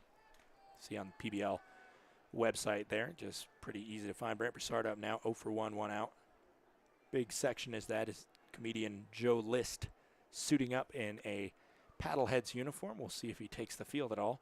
Probably not in a 3-run game, as Broussard squares to bunt, pulls back, count goes to 1-1. Mentioned the official attendance numbers thus far. Over 14,500 have come to the ballpark, 1621 average. That moves the Range Riders up all of a sudden to 6th in the Pioneer League in average attendance, which is a resounding success, especially considering it was limited concessions, limited capacity. no general admission open. And now we're just starting to get to that point where general admission, possible added treats, I'll say, in the concession area. Won't give away any more than that. 1-2 now, 1 out. Swung on late swing by Broussard, but he stays alive there. I mentioned last time Brant Broussard was up the journey that Broussard has been on. He's from Baton Rouge. His dad played baseball at LSU. Burke Broussard, who was an all-SEC second-team second baseman for the Tigers, also reached the World Series for the first time ever in LSU's history in 1986 with the team. And, obviously Brant grew up. His major dream was to be a part of the LSU Tigers, I'm sure, as we just talk about relationships between fathers and sons, as we're going to get a throw to second here, and it's safe. They say that Willman pulled his foot off the bag, just a little too jumpy there, and it will be a fielder's choice safe. And still 1 out. Actually, maybe you could call that an error on the second baseman for throwing it high. I think that might be what that will go down as O'Connor just a little bit too jumpy on it, trying to get the double play. Instead, they will get nobody out, as we're going to get Michael Schlack coming out for the first time. Talk a little bit more about Broussard, who would have lagged out a possible fielder's choice to prevent a double play, but instead reaches on an error. Same thing in his batting average. But he, of course, grew up wanting to be an LSU Tiger like his dad, like we were just talking about with Mike Shapiro, the relationship between, fathers and son, parents and child around sports and around baseball. Clearly, his dad, I believe, was his baseball coach at his high school. And then he ended up being an invited walk-on to Nicholls State, never played at Nicholls State, transferred to a JUCO in Delgado Community College, and things come full circle in a way, because I believe it was Delgado. It might have been Delgado's first trip to the World Series, the JUCO World Series, or the first win at the World Series in school history that he was a part of at Delgado Community College. Spent 2 years there, had had a double and 2 runs and an RBI at the World Series. The JUCO World Series there before, then coming even more full circle and heading to LSU, where Andrew Bechtold was picked in the 5th round of the 2017 MLB draft, and that really opened the spot for Broussard to kind of whittle his way on. And he was part of a really good infield there in LSU. I actually broadcast with and knew to a broadcaster's extent his shortstop there, who was a dynamite defensive player in Hal Hughes, whose father is a Division I baseball coach. And that one's ripped up the middle, a base hit. It will be a stop sign put on. James Marshall, the third base coach, is going to put on the stop sign for Brenton Davis. Just retreated back to second base just a step, and that took off the possibility for any sort of run home from Brenton Davis. But we got the bases loaded now with the number 2 batter, Ryan Cash. Cash has a ton of hits on the year, 43 of them, 0 for 2 today, 37 singles. He is an on-base machine, the switch hitter. And we continue the trend of fathers whose dads were their high school coaches. Todd Cash, Ryan Cash's dad, taught him in high school. Taught him baseball, I should say, coached him in high school. As it is a 4-1 ball game, but Cash stepping up to the plate with the bases juice. First pitch swinging. It will be a chance for 2. The throw for 1, and the second one will get away. The throw home, not in time. Brant Broussard scores from second. So it will be a fielder's choice and then an error, as I'm pretty sure Ryan Cash might have been out there, but just not enough of a stretch able to put on. And the second error of the inning from McLean O'Connor scores 2 runs. It would have been 0 if he would have been able to put it on Newman in time. Instead, Davis scores, Broussard scores, and it is 4-3 in one swing of the bat.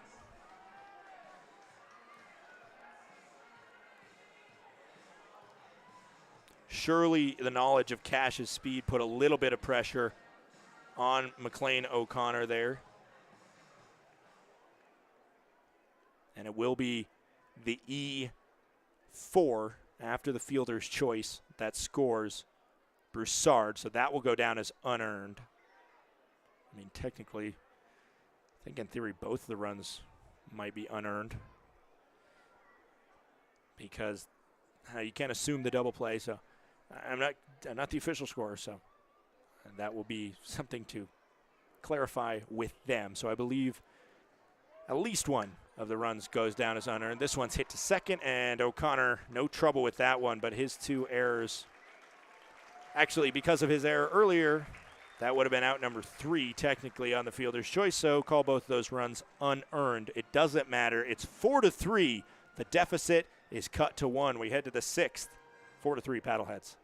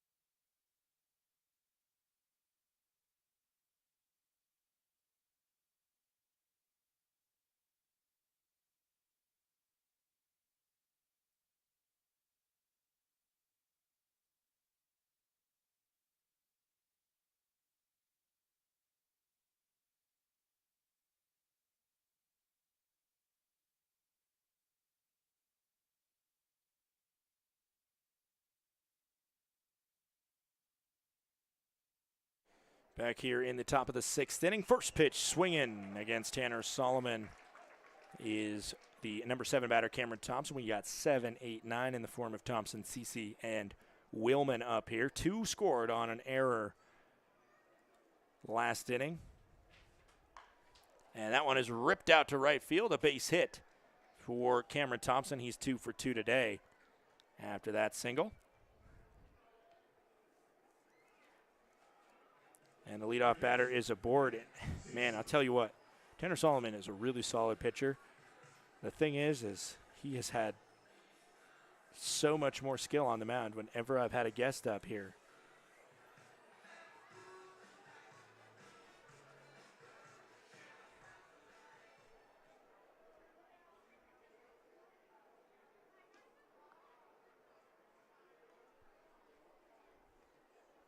And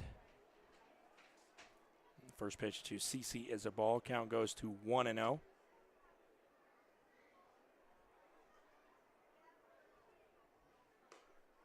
Swing and a miss there. And that makes the count 1-1. CC 0 for 2 tonight with 2 strikeouts.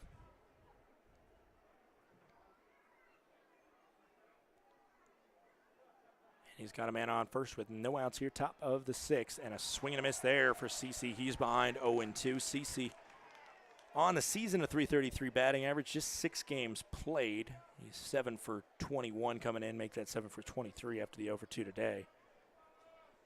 And on the season, he struck out 6 times. Make it 8, actually, as this one is torched over the blue construction fence over there. Foul ball out of play.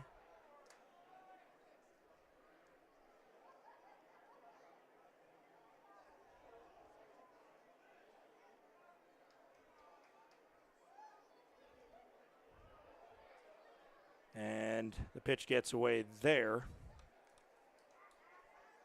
And it will advance Thompson on the wild pitch. So now 2-2 count coming. No outs. Runner on second is Thompson.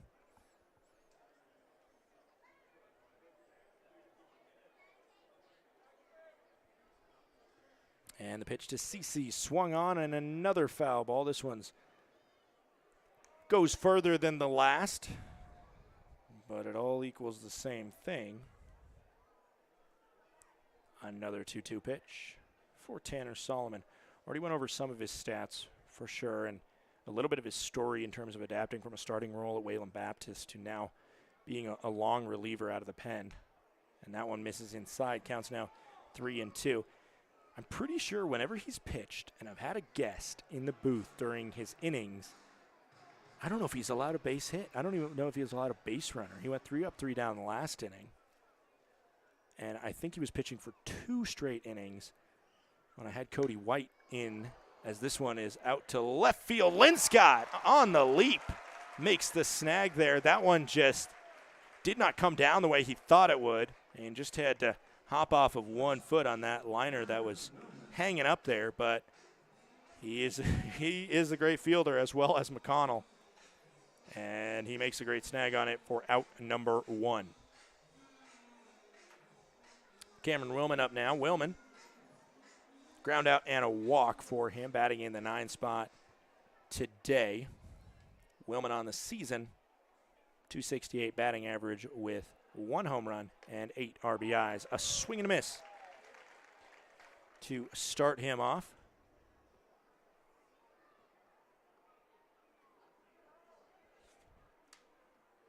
As Solomon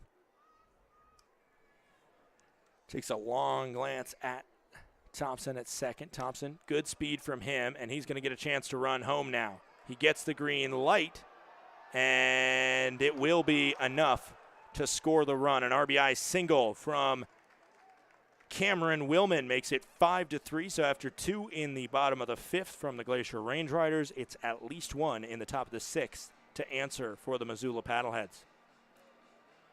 5-3 is our score here at Flathead Field, as the Missoula Paddleheads look to even up the all-time record between these two sides. A 3-game series played just 2 weeks ago between the two teams. 2 games won both on Friday and Saturday night by the Glacier Range Riders, and then a Father's Day comeback victory for the Missoula Paddleheads made the all-time series 3-1. They play for the first time ever in Missoula later this week, when this 3-game each home-and-home kind of series flips to Zootown.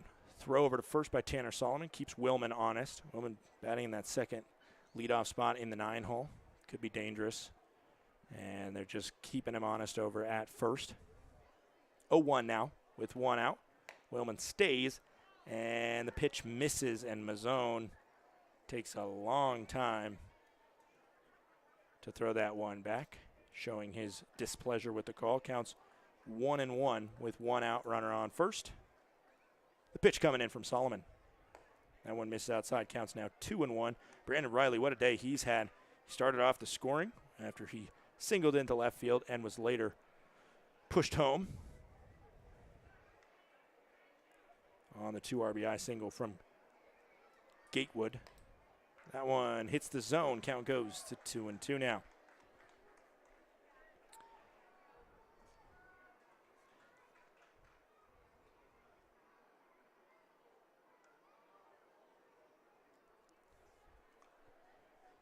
2-2. Pitch coming in from Solomon. He kicks and fires, and a late swing just fights off a strikeout. Does Riley. Count stays at 2-2. 5-year career at Wayland Baptist for Tanner Solomon. In a league where height is so often a key for pitchers and so often highly looked at for pitchers. He is listed around 5'10", 5'11", and a swing and a miss there. It was actually a foul ball that was just not pinched by the catcher Mazzone. So we'll do 2-2 one more time, and he had an incredibly successful career at Wayland Baptist. I mentioned he was a starter. 63 games played. 52 of those were starts for him. He had 11 complete games in his career, 1 shutout, and he never had a save. He was the guy as this one goes high, and it'll get out of play. His win-loss in college was 24 wins and 15 losses for Wayland Baptist, the squad located in Plainview, Texas. His ERA in college was 5.26, a little bit below where he's at here as this one's hit up the middle. Brant Broussard cannot get to it. It will be a base hit. Willman not going to go any further than second, but that one, not a fast hit, not a slow hit, just enough to squeak through up the middle beyond the glove of Brant Broussard. And now runners on first and second with 1 out here in this 5-3 ball game. Willman, plenty of speed on second. Riley, plenty of speed on first.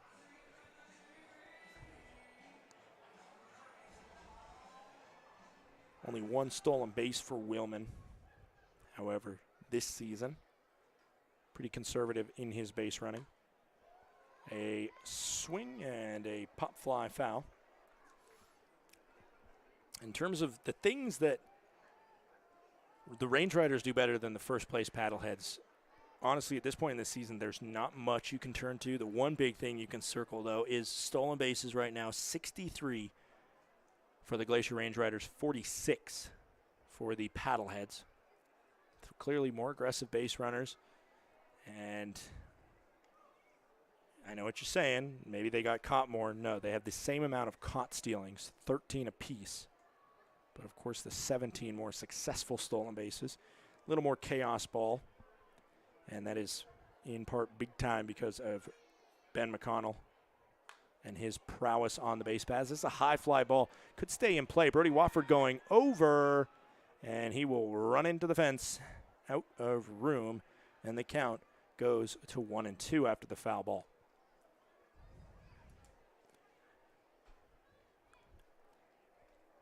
McLean O'Connor, 2 errors for him last inning, resulting in theory, in actuality, in those 2 runs. If he would have made one of those plays, could have got out with a goose egg. Instead, as that swing and a miss does not help McLean O'Connor's days. He goes to 0-4 and has not had the best of luck in the 2 spot or at second base. He'll have plenty of chances to redeem himself, I'm sure, at second, though. And he does have a lead to play with. Lamar Sparks, though, up, and he is the guy that the Missoula Paddleheads fans want. If you have this situation, 2 outs, Lamar Sparks can do some things with it. 1 for 3 today. The first pitch makes it 1-0. 2 outs here. Willman on second, Riley on first. Lamar Sparks a single into right field. He later scored on the Gatewood RBI. 2 RBI single. 1-0. Breaking ball misses off the plate. Now it's 2-0. Solomon's 40th pitch. He got through the first inning in 14 pitches, went 3 up, 3 down. And as soon as I went back solo on the broadcast, first batter he saw he allowed a base hit to. I don't know. There's just some weird stuff going on with Tanner Solomon. That one's hit to short, however, and the throw to second is in time. So despite me messing with what's been good luck for him and losing my guest in the press box, he is able to throw a blank on the scoreboard that inning. We'll be right back. Actually, he allowed a run that inning. I don't know what I'm talking about. I apologize. 5-3. We head to the bottom of the sixth.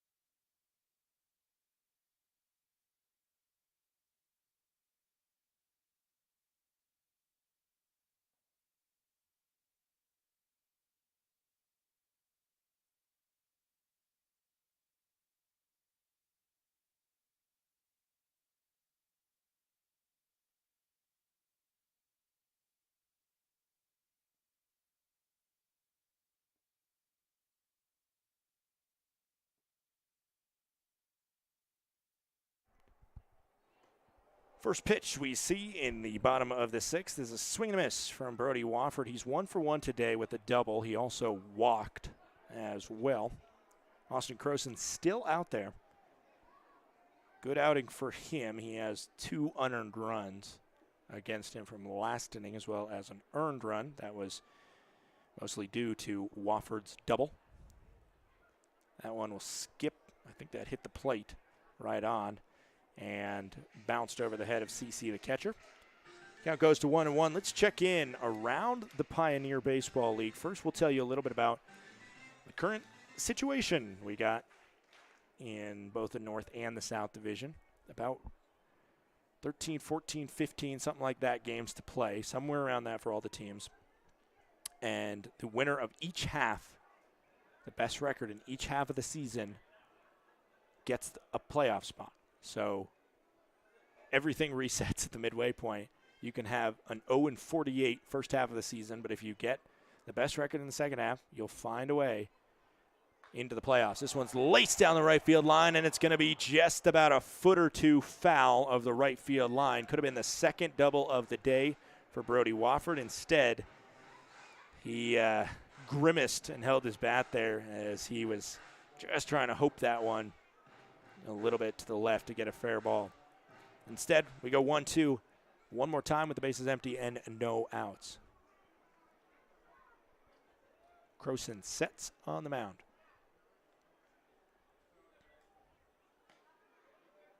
Ooh, that one missed, but not by much. Count goes to 2-2. I think a little bit low. Check around the Pioneer League. Missoula leads. Their magic number, I believe, is 9. 9 wins, and they got the first half and their playoff spot ticket punched. However, they can get plenty of help, considering there is one other game where the number 2 team is playing in tonight, Great Falls, and they are currently trailing. So if both of those results hold, the magic number not only goes to 8 with the win by Missoula, but with the second place loss by Great Falls, it goes to 7. Check swing. Wofford went all the way around, even though he tried really hard to hold up. And it will be a swinging strikeout for out number 1. Livingston Morris steps up. He's had 2 groundouts today. One of them was an RBI groundout. So Great Falls, like I just said, is in second place, just 4 games back of Missoula. They still are within striking distance. Idaho Falls plays 5 games back in third place. They're playing Great Falls tonight. Billings, who has the night off, is 5.5 games back of the Missoula Paddleheads. And then Glacier still alive in the first half race, but the possibility is diminishing quickly as the called strike is in there to Livingston. Morris count goes to 0-1. And Mississippi count goes to 1-1 now. 11.5 games back is Glacier with 14 games remaining in their schedule, 13 games remaining in Missoula's schedule. It's a possibility. Anything can happen. But they really need to win tonight. A 6-game sweep in the next 6 games against the Paddleheads, as unlikely as that is, it would cut the games back, at least of Missoula. As we get an appeal over to first, says he did not go. Count goes to 3-1 after the ball high. Could be cut in half at least, but Great Falls and Idaho Falls, who play each other a lot in the Battle of the Falls this next week, could beat up on each other as well. It'll be interesting to see how this shakes out. Can Missoula run away with it, or will it come down to the wire for the first half? That one will just hit the left leg. Ouch. Ugh. Does not feel good. Football players at least have a little pad on their knee. Baseball players do not wear that pad. And that one just hit right on the kind of outside. It wasn't right on the top of the kneecap, but it wasn't right on the outside, I don't think. I think it was a breaker. Still does not feel good. Justin Mazzone now up as Morris reaches base successfully for the first time today. In the South Division, it's Ogden leading, Grand Junction in second, 1 game back of the Raptors. Northern Colorado now 4.5 games back at 14-19. Boise is at 13-23. They're 7 games back of the NoCo Owls. And then Rocky Mountain, after revamping their entire roster, they have found a way to get to double-digit wins, which is a huge victory for them, the way their season started out. And it started out against these Glacier Range Riders, getting pretty much spackled in the opening contest between the two. The best way ever to start a franchise, a 15-1 win by the Range Riders, but we are a long way from that, at least how things have gone lately for the home squad from Flathead Valley. A called strike there counts 1-1 to Justin Mazzone, who is 0 for 2 tonight.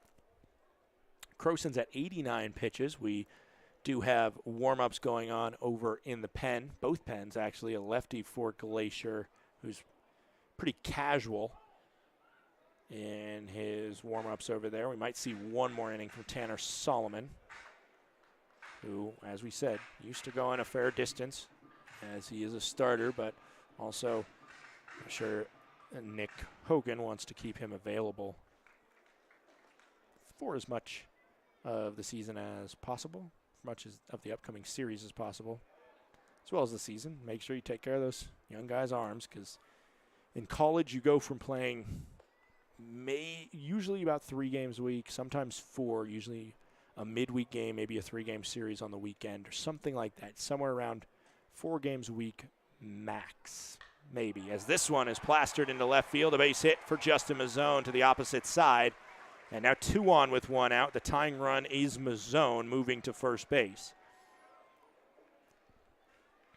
But you have at the professional level, you play almost every day. The next 68 days include 61 games. That is 7 off days, a total week in the next 3 months. And for Glacier, they're happy that a lot of those games are at home. However, still got to take care of the arms the same way. Eddie McCabe has a huge at-bat upcoming. We're going to get just a conversation between Newman, Cece, and Croson, the pitcher, as they're trying to figure out what to do with McCabe. It'll be a lefty on righty matchup, but a reason, even though it was a lefty starter, according to some of the stats that Nick Hogan and his staff are looking at, Croson has had a weakness against the lefty batters, and so they were trying to use that against him. And we do see Michael Schlack come out. It was just a time-buying maneuver, and we will get a quick pitching change. The day's done for Croson. We'll tell you his final unfinished line when we come back. Don't go anywhere. It's 5-3 in the bottom of the 6th, 1 out and a runner on first and second.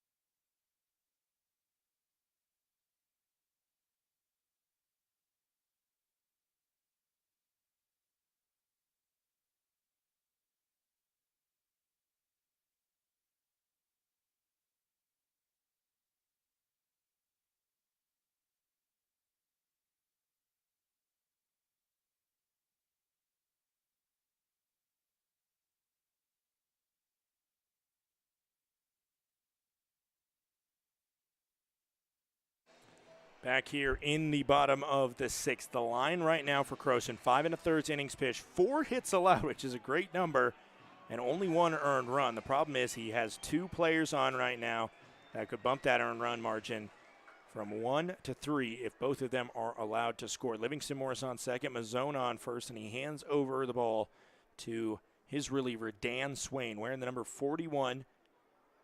Pitching as a right-hander, and the first pitch to Eddie McCabe is in there for a strike. Eddie McCabe, since joining the Range Riders, he hit his first home run in the green and white with a little bit of red he hit his first home run on Sunday as a Range Rider.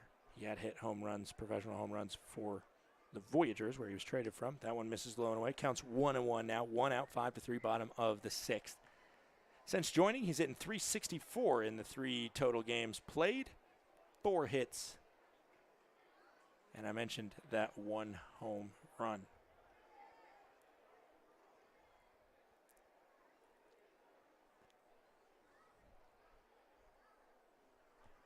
One coming in. Swain kicks, fires, and hits the outside part of the plate. Almost said miss. There's a slow strike call by our home plate umpire, Mike Kiger.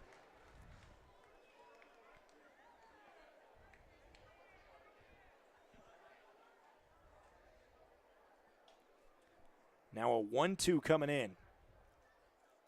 Swain fires that one low and in the dirt. Swain is a converted position player, was drafted as a position player before being converted to a pitcher, similar route that Isaiah Henry took for the Glacier Range Riders. Swain this season, a 7.00 ERA, 0-1 record in 9 appearances, 1 save in 9 innings pitched. 19 Ks to 12 walks, make it 20 Ks. A swing and a miss from Eddie McCabe. He's down on strikes. And now the former Missoula Paddlehead will step up to try and burn his former team. 2 outs, so the runners will be going on contact. Morris, when he gets moving downhill, he's got a ton of speed. Acceleration maybe isn't the quickest. And then over at first, Mazzone, an undersized catcher, he can boogie as well. Davis 0 for 1 today, walked his last time up, and later scored. That was last inning when he scored the second run of the ballgame for the Glacier Range Riders. The 0-0 coming in to the lefty Davis. Misses inside, lost by the catcher Cece, but only for a minute. Count goes to 1-0. The first guy out of the dugout to greet Dan Swain, I'm sure, will be his starting pitcher in Austin Croson.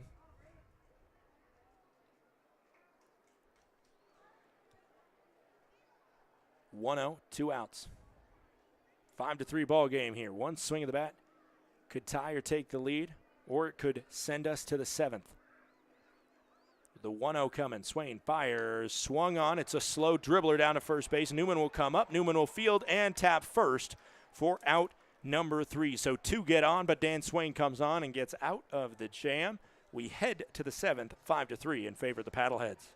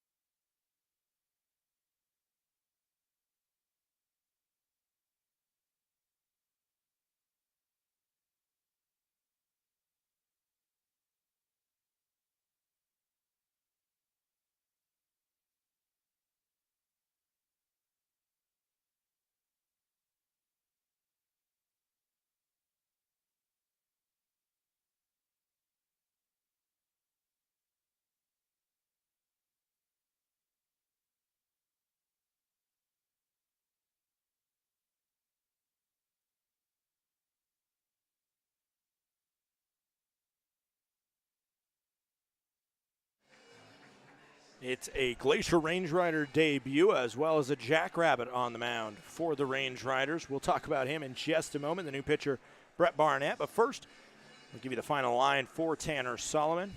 I once again apologize, too, for taking the guest out of the booth. Man, he just cruises. 2 innings pitched for him, 3 hits, 1 earned run against him, 1 strikeout to no walks. A decent outing for Solomon, but I'm sure he wants even more out of himself to keep that run off the board, hold himself to a high standard, and he's a great kid in general. Brett Barnett as well.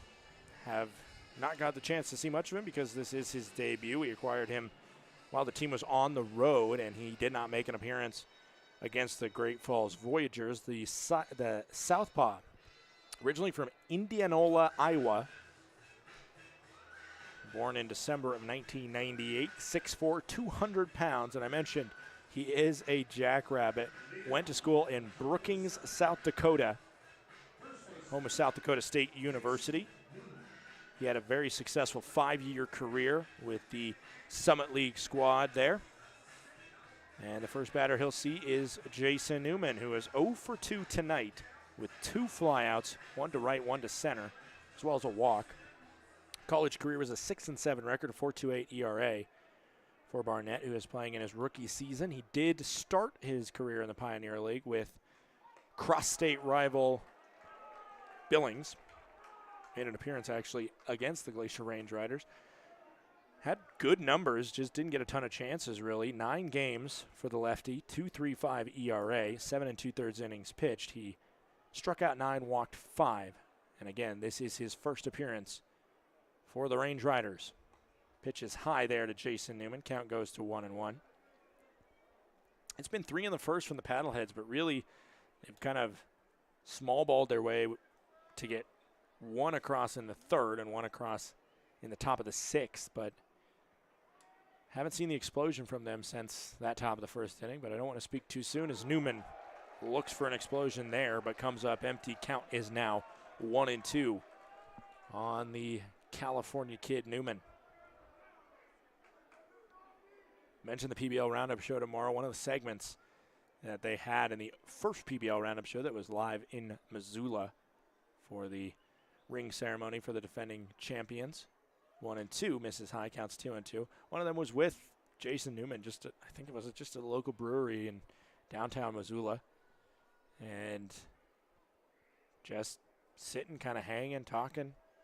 And you really get his vibe as, you know, I mentioned with Mike Shapiro, a guy that people in Missoula in the last 2 years have come to know and love. 2-2 swung on. That one is powered out to right field. Livingston Morris backing up, and he's going to collect it after it hits the warning track and goes off the wall. Newman is able to get into second successfully. You've seen the strong arm from McConnell out there in center field. Livingston Morris has a good arm himself, but that one just took too awkward of a hop there, as when it hits the ground and then hits the wall, it has that really awkward backspin that's hard for outfielders to deal with. So it's a double from a man who has extra bases written all over him when he steps up to the plate. And now Nick Gatewood, who started this ball game off with a 2 RBI single to open the scoring, will step up. He's been over 2 since then with a fly out and a ground out. This one will be hit up the middle. Broussard was hedged over towards second, so he gets to that one pretty easy and then throws from the shortstop position that was way closer to a second base position over to first for a 6-3 ground out. It does advance the runner Newman and now puts a sacrifice opportunity in play for Greenwald, who grounded out his most recent time up, but does have a triple and a single to his name. 2 for 3 today is Greenwald, playing center field. First pitch. The appeal over to first base. Says he doesn't go. Count goes to 1-0.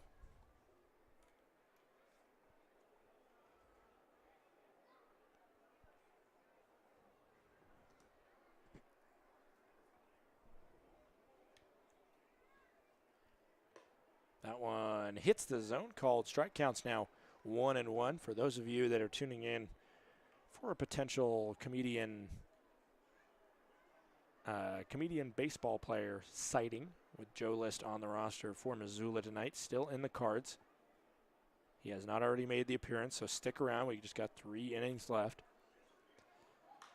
As this one is into left field, the catch is made. Tagging up is Newman. The throw is not caught by Mazzone, as it was Newman that just about broke himself running in there.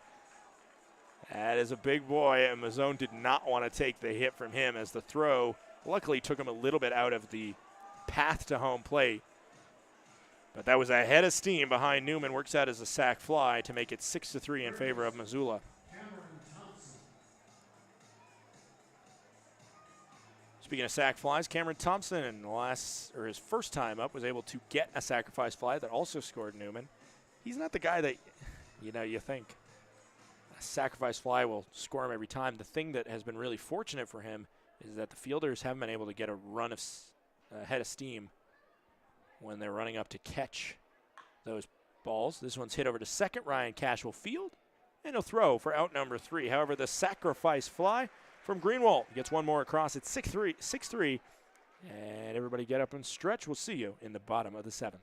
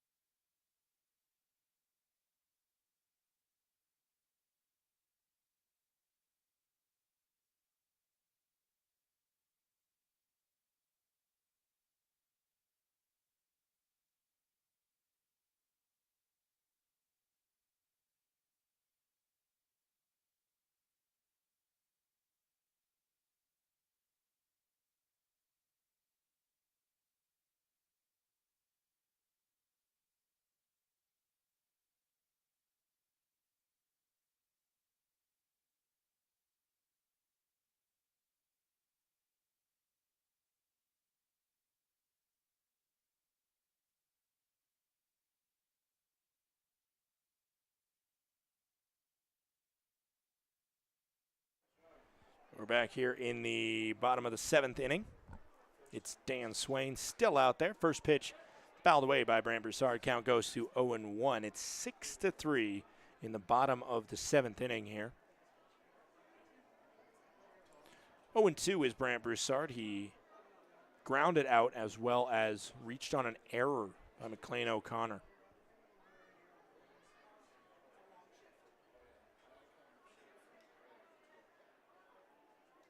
Swain on the mound, setting. And kicks and fires. That one swung on. And deja vu all over again as the count goes to 0-2. Scoring update from the other side of the South Division. Idaho Falls currently with an 8-5 lead over the Great Falls Voyagers down in Idaho Falls, Idaho. Battle of the Falls between the Voyagers and the Chuckers. 0-2 coming into Brant Broussard. Misses away on the waste pitch. Count goes to 1-2. 6-3 is our score here. Bases empty. Leadoff batter Brant Broussard is up. It's Hair of the Dog Night in Idaho Falls. And I have no idea what that means. Hair of the Dog. Yeah, I'm clueless to that. It's also $2 off beer down there and Odell's Furniture Night. 3 different promotions.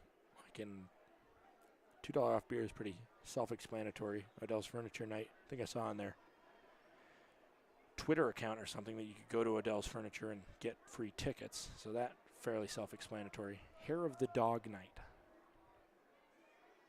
Interesting. 1-2 is the count to Brant Broussard. Miss off the plate. Counts now 2-2. Dan Swain came in. He inherited 2 base runners and was able to get 2 outs in the next 2 batters to get out of the jam. Counts 2-2 now as he starts his first full inning of work. To Brant Broussard.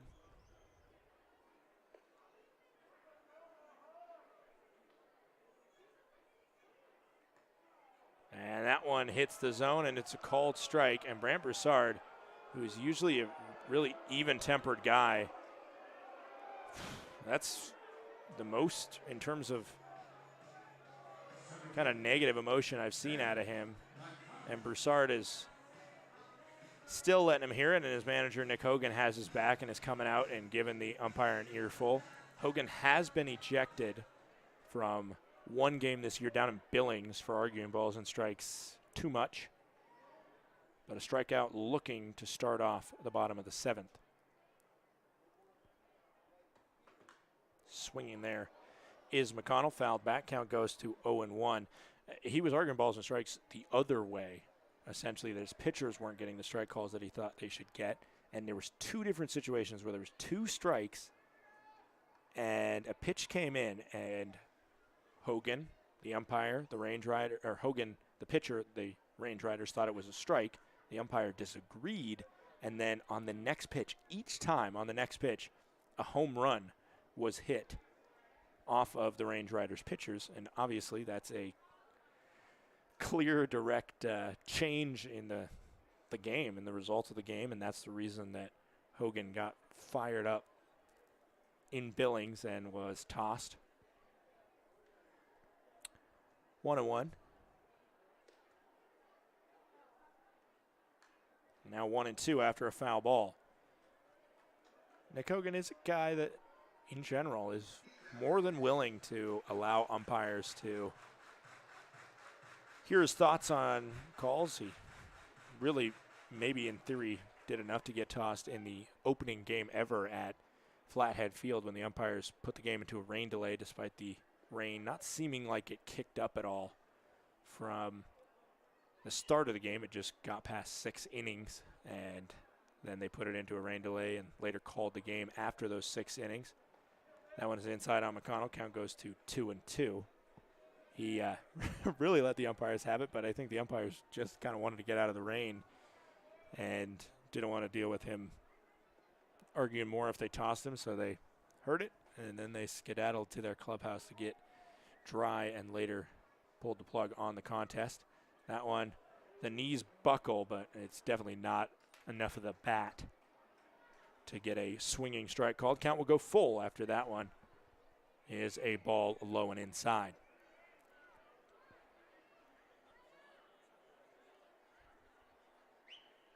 Full count pitch. 1 out.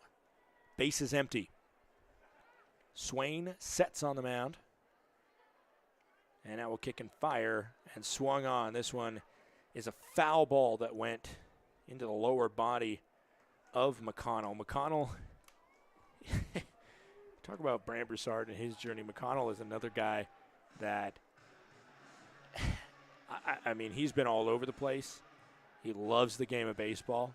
But at the same time, in general, according to everybody that's worked with him, and there have been a lot of people that know him well because he was involved in the construction of this stadium. Everybody just says he is a hustler, and he is a guy that loves to play. This one is looping down the left field line, and it's just hanging up there long enough for Riley to come over from left field and snag it for out number 2. Ryan Cash steps up now. 0 for 3 is Cash. Grounded into that fielder's choice that he was able to beat out / maybe get a little lucky on the error. It goes down as not a hit by him, but I think because it was the fielder's choice and you can't assume that double play, he does get an RBI for an RBI fielder's choice. Does not get the second RBI, though, that's scored because of the error.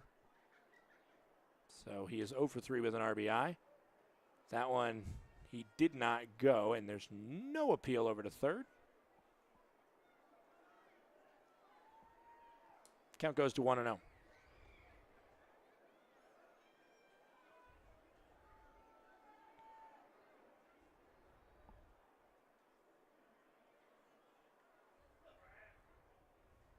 Six to 3 in the bottom of the 7th here. That one inside, called ball. Counts now 2-0 for Dan Swain, who's coming in trying to get through his first full inning of work with a clean 3 up, 3 down. I mentioned he played pro ball as an outfielder, affiliated ball as an outfielder. He was drafted.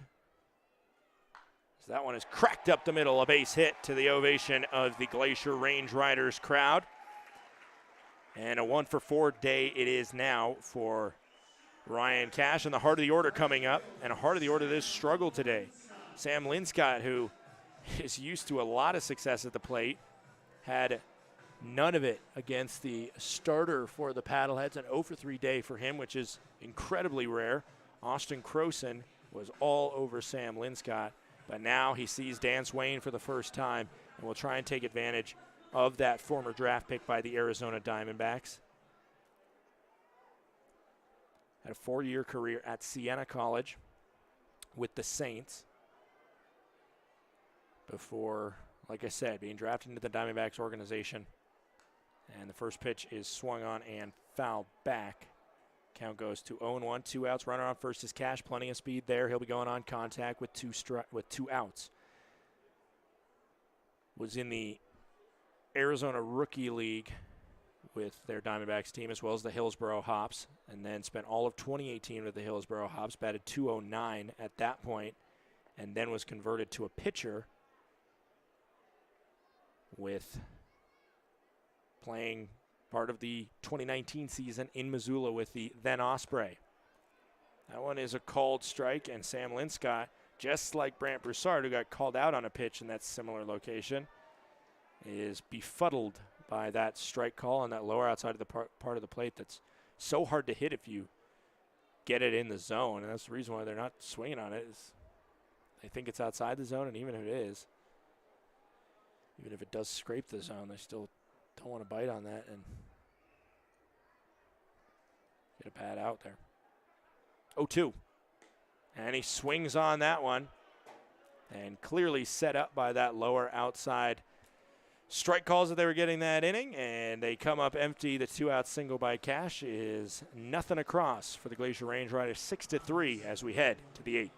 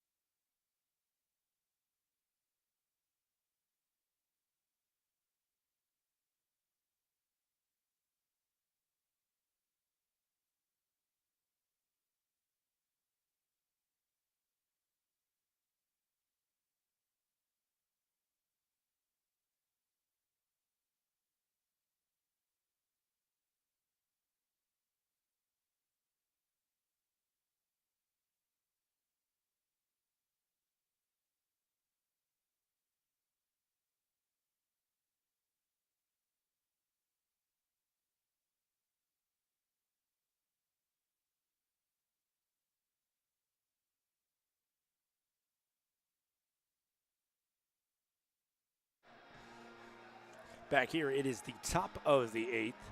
Nick Cece stepping up. He's 0 for 3 today. And trying to get that monkey off his back. And it will be Brett Barnett for a second full inning of work. Do the final line on Tanner Solomon in a moment. As the first pitch is in there for a ball to Cece.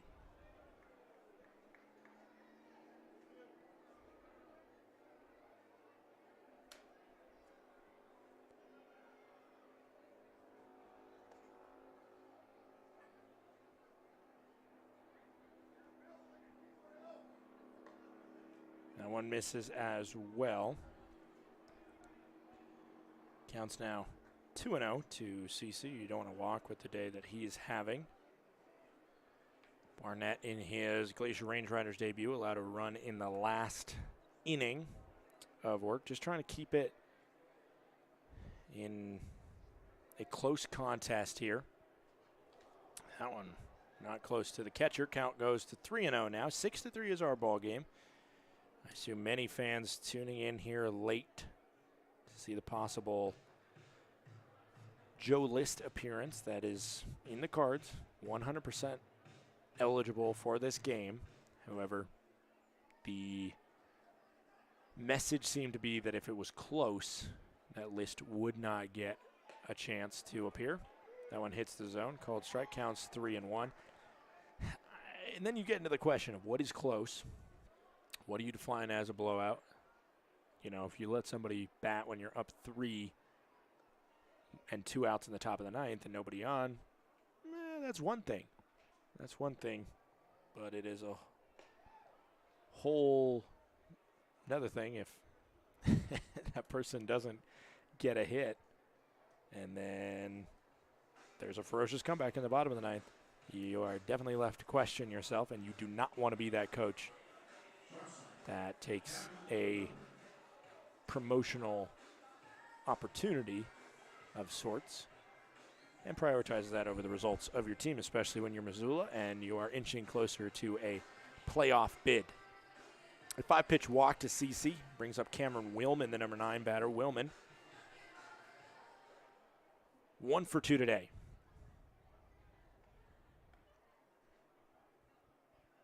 Runners going on the first pitch. CC squared. And no throw as CC pulled back. A little weird. Mazzone's got a cannon behind the plate.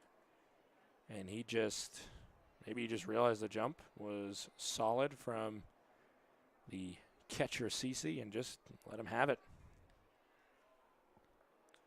Now double play, at least a conventional one, is off the table. 0-1 is the count to Cameron Willman.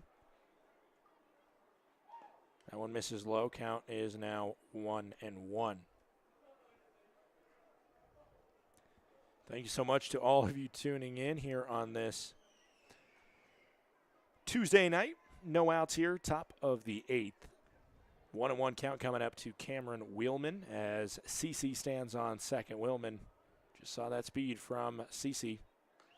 That one misses as Mazzone tried hard to get the call. Could not get it. Count goes to 2-1. The all-time series would be evened if this result holds. Only 6 outs needed by the Paddleheads to do it. But right now they're just trying to put some insurance on the board and have a decent chance to do it with the runner in scoring position and no outs. Brett Barnett throws his 19th pitch out here. That one hits that lower outside part of the plate. And fans who remember the arguments from the Glacier batters in the bottom half of the 7th, a few of them with sarcastic applauses. 2-2, no outs. Runner on second. Cameron Willman 1 for 2 at the plate, batting in the 9 spot. We'll flip the lineup card over to Riley, who's had a great day in the leadoff spot. So this one is swung on. A high fly ball coming onto it is Livingston Morris, who makes the grab. He guns a throw into Brant Broussard. Ben McConnell, when he is out in center field, he is an absolute flash. That ball was way closer to Livingston Morris, and he could have caught that one in right field. He could have caught it all the way from center field. if Morris wouldn't have been there. Brandon Riley now 4 for 4 today. The extra bases have not been there for him, but 4 singles, a Ryan Cash-esque day. And a single here could score CC from second. First pitch in the zone, called strike. Count goes 0-1 to Brandon Riley. A little bit of a pipeline from the University of North Carolina. Couple Tar Heels on this Missoula Paddlehead squad.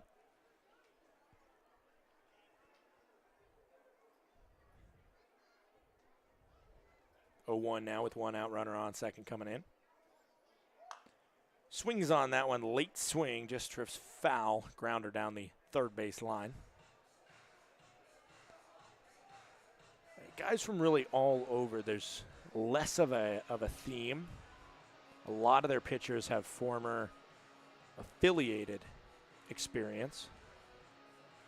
Austin Croson, already mentioned, played with the Phillies in their Gulf Coast League team. Sam Hellinger was in the Reds organization. And then you take a look at a guy like Rafael Moncion, who was with the Blue Jays organization and a few others.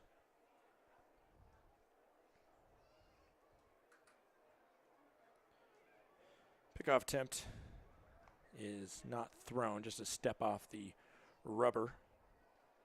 And an 0-2 with 1 out coming in here to Riley, who's trying to have a 5 for 5 day, if he can reach on a hit here. Barnett, the newest range rider on the roster, fires that one in, skips in the dirt, blocked by the chest pad of Mazzone.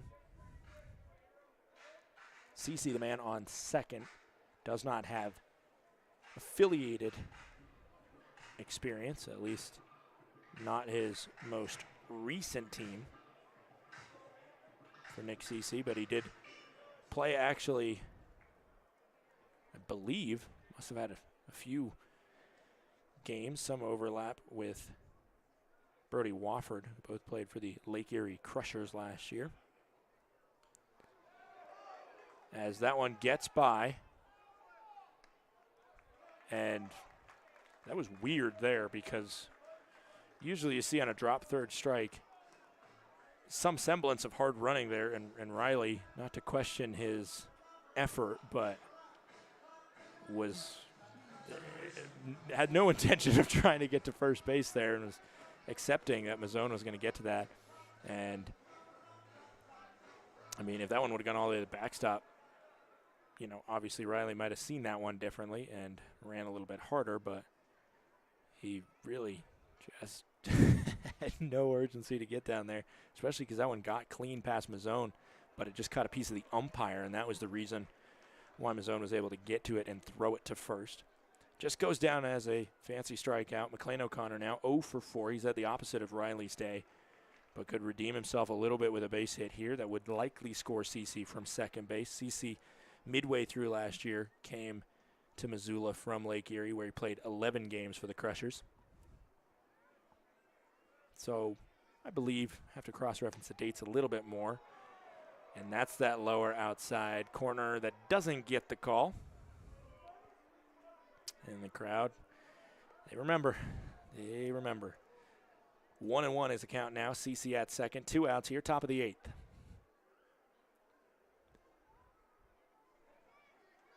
Barnett trying to get through one more inning of work, and then we'll see a reliever.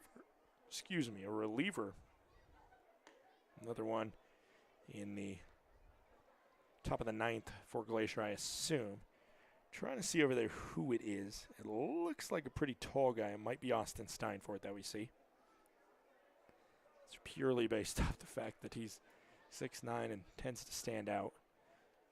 But I can't tell for sure. There's a lot of tall pitchers on this Range Rider squad, Barnett being one of them.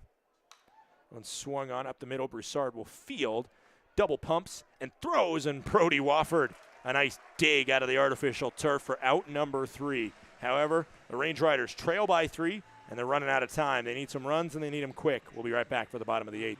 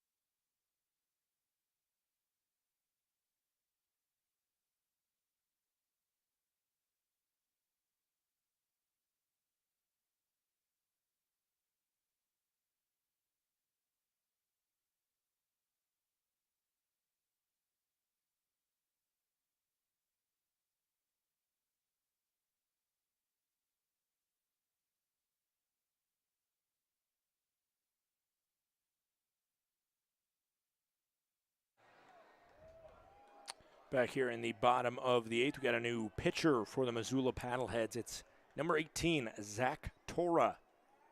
Tora, left-hander, fires his first pitch, and it gets a big swing and whiff out of Brody Wofford there.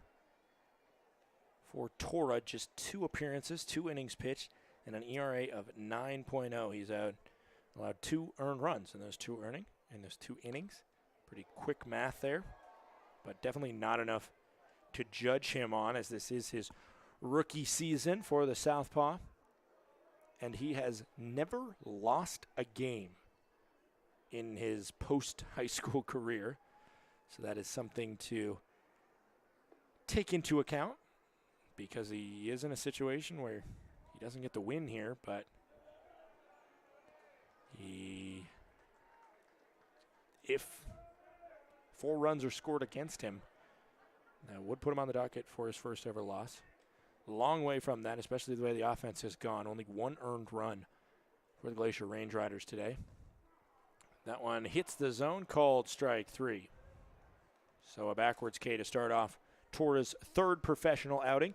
He played 2 years with the Gauchos at UC Santa Barbara, then did not play anywhere last summer, trying to get into position to start his professional career in Missoula here, which he has done. 4 strikeouts for him, now 5 in his professional career in those 2 innings.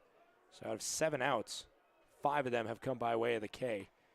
He has some nasty stuff that is maybe probably hard to recognize on the broadcast. Livingston Morris didn't really like where that ball was, and the fact that it was called a strike. Count is 0-1. Kind of saucers it.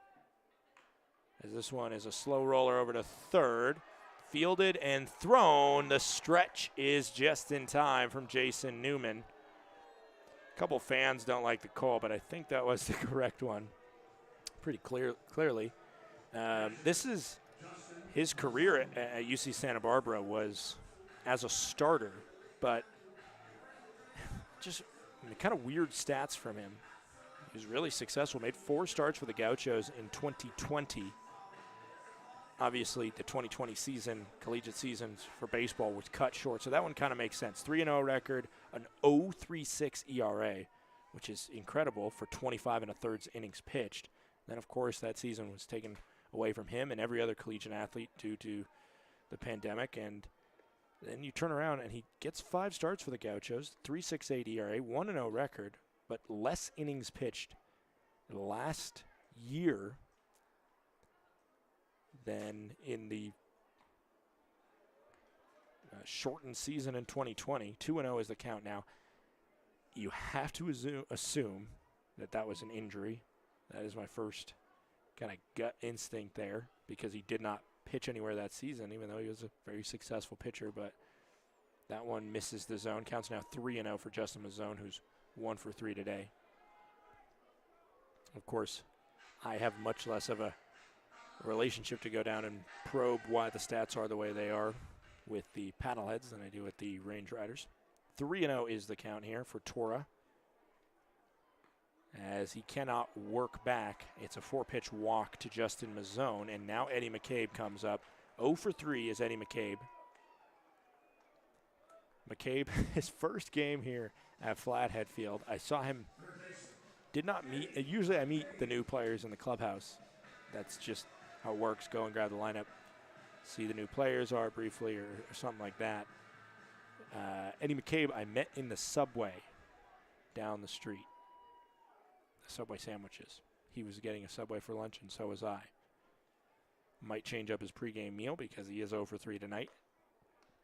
Or sometimes baseball players, they'll find a hill and they'll die on it. Maybe that's his usual pregame. There's a huge kind of complex about 5 minutes, I'd say, to the south of the stadium that has pretty much every food option a baseball player would desire.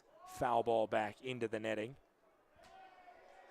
Count goes to 1-2. Count 0-2. Sorry. Only 1 hit has been allowed in the 2 2/3 innings pitched by Tora, and he's trying to get another strikeout for himself.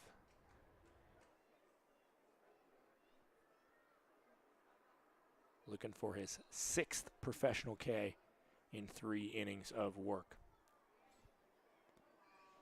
And we're going to have a conversation here. It was a great crowd coming out tonight. So many different seats filled. I mean, it was honestly maybe one of the best crowds we've had all season.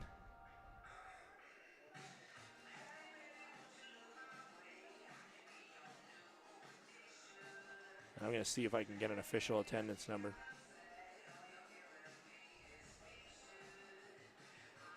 From our GM, Eric Moore.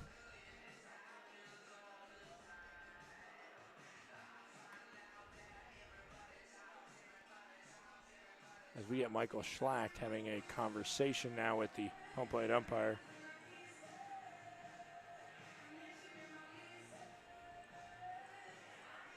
But it was a resounding attendance here for the homestand. Unfortunately, they have struggled thus far. As Schlacht, don't know what the conversation was about. There's a quick conversation between CC and Tora, and mound visits that has become a hot topic in minor league baseball, professional baseball in general, the kind of mound visits rule. They're trying to make the game quicker and thus have allowed in most leagues, in Major League Baseball, they actually, like timeouts on the board, they have an MVR on the line score. It's runs, hits, errors, which everybody's used to at this point, and then the fourth option there is MVR, and each team starts with 5, and you have a total of 5 mound visits per game. It's a little bit different in most minor league baseball and college, I believe, where you're allowed 1. As a check swing there, the appeal over to first, said he went, and that's strike 3. Crowd doesn't like it, doesn't matter. We go to the 9th, 6-3 in favor of the Missoula Paddleheads.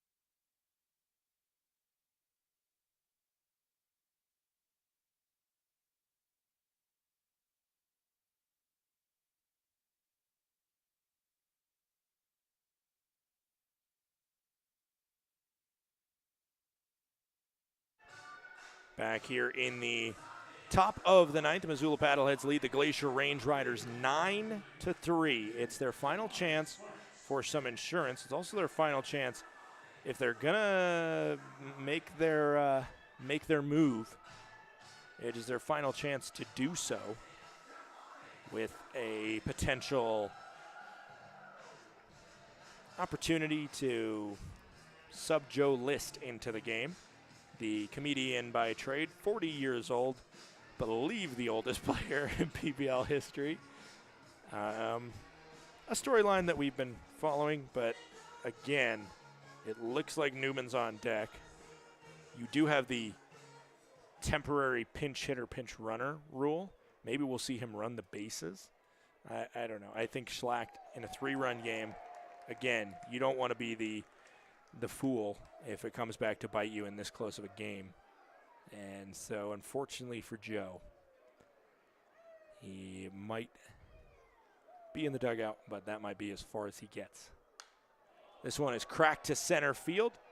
McConnell a few steps back before reaching up and snagging the ball out of the air to get out number 1.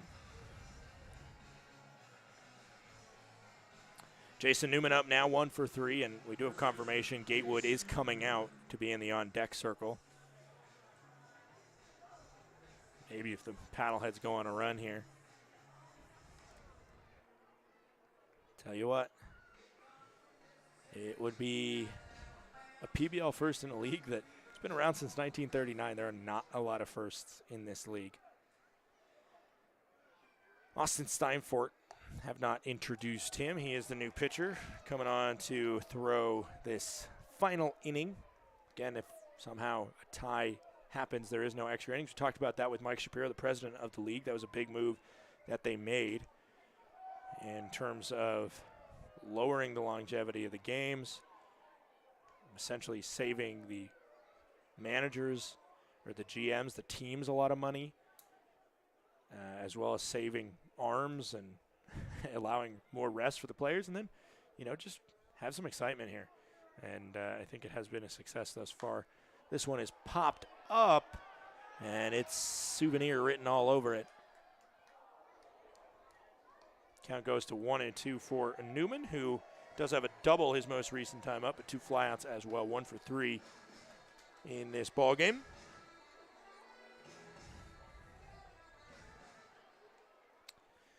Take another look at the scoreboard because it is very pertinent to the Missoula Paddleheads as that one's fouled off. The Idaho Falls Chuckers lead the Great Falls Voyagers in the top of the 9th. They also, like Missoula, lead by 3. If both of these results hold through their 9th inning,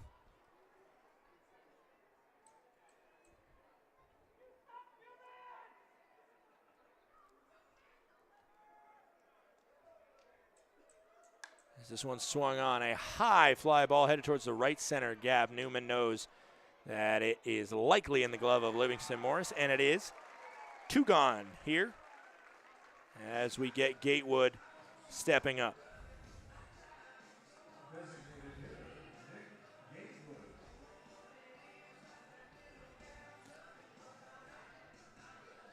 Austin Steinfort, this new pitcher for the Glacier Range Riders, an 8.04 ERA.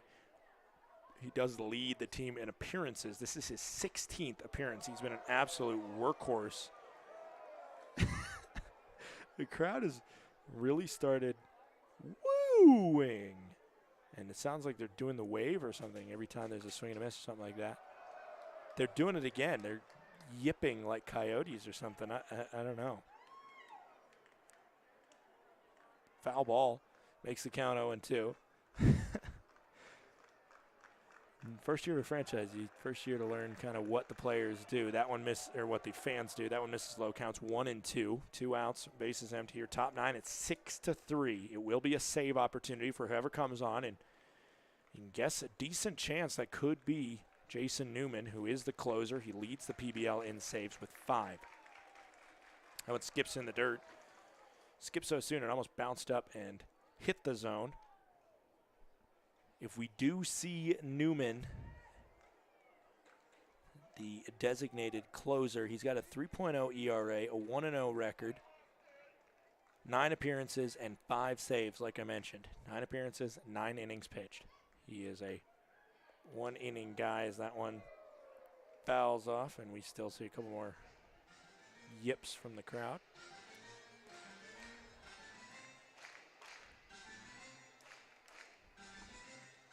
Newman did, however, below a save opportunity in the most recent game. One of the games they had against Idaho Falls, I believe, where he had a lead. Idaho Falls ended up tying it up, and then in the bottom of the 9th, Lamar Sparks won it. Speaking of the bottom of the 9th, we're heading there now. A swing and a miss and a strikeout for Austin Steinfort ends the top of the 9th. He gets through the frame clean.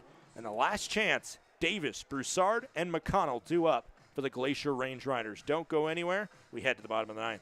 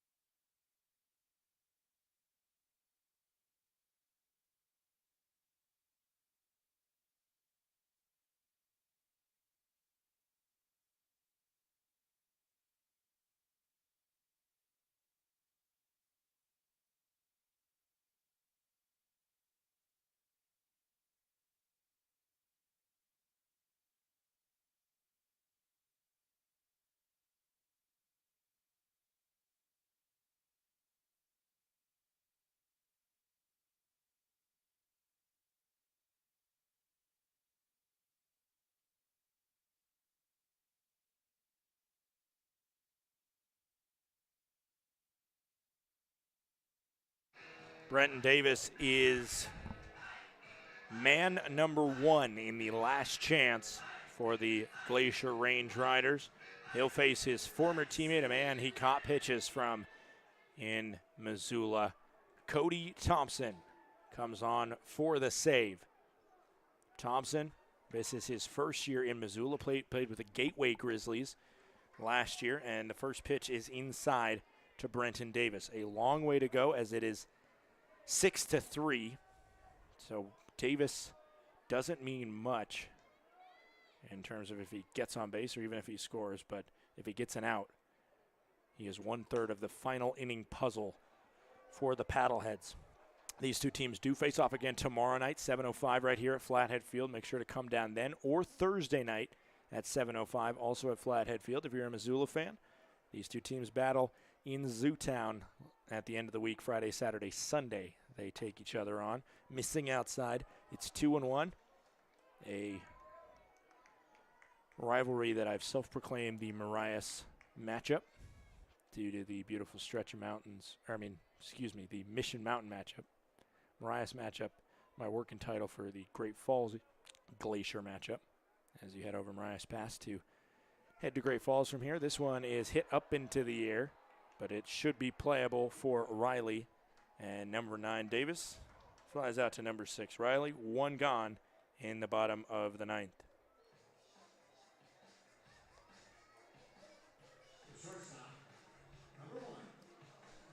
Cody Thompson already has an interesting history in Flathead Field. He's been thrown out of a game. He was the first ejection in Flathead Field history when he was arguing a batter that he hit. I think it was Dean Miller that he hit on not a check swing, but a quarter swing, not a half swing. Not enough to call it a swinging pitch. And that one misses. Count goes to 1-0. Brant Broussard, who's 0-for-3 tonight. I believe Brant Broussard got hit by a pitch in college at LSU and missed 13 games, I think, with a thumb injury because of that. Don't know if it was a broken thumb for sure. But I do remember seeing that at some point. This is the 3rd year in professional ball for the right-hander Thompson.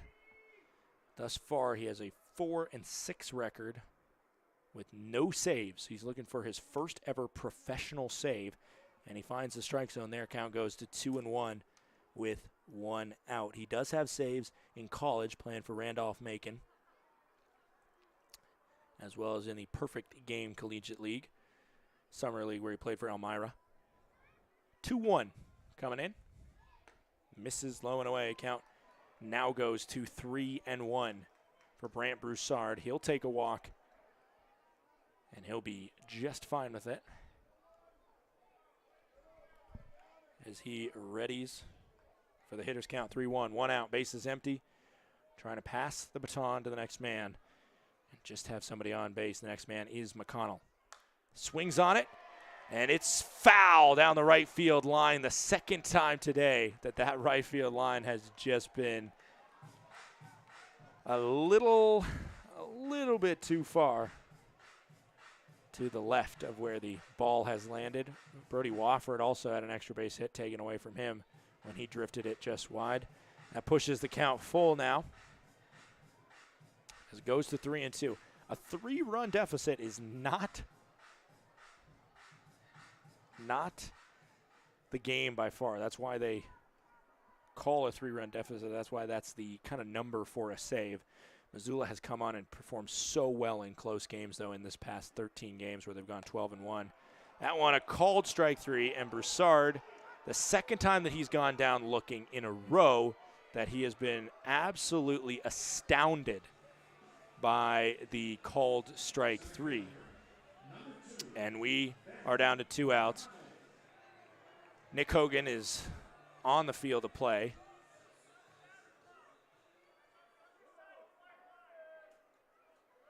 And I think I'm trying to listen to what he's saying, and I think he said something along the lines of the ball was over the white line, and he's referring to the batter's box, which is not legal as this one's hit over to second base, and it's fielded by O'Connor. And after 2 longer at-bats, we get a 1-pitch final at-bat that McConnell grounds out 4-3 to end the ball game.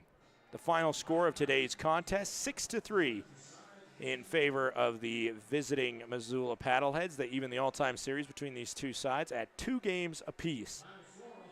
We'll see who takes the lead in the series tomorrow, and Rob Hamby is slated to start for the Glacier Range Riders.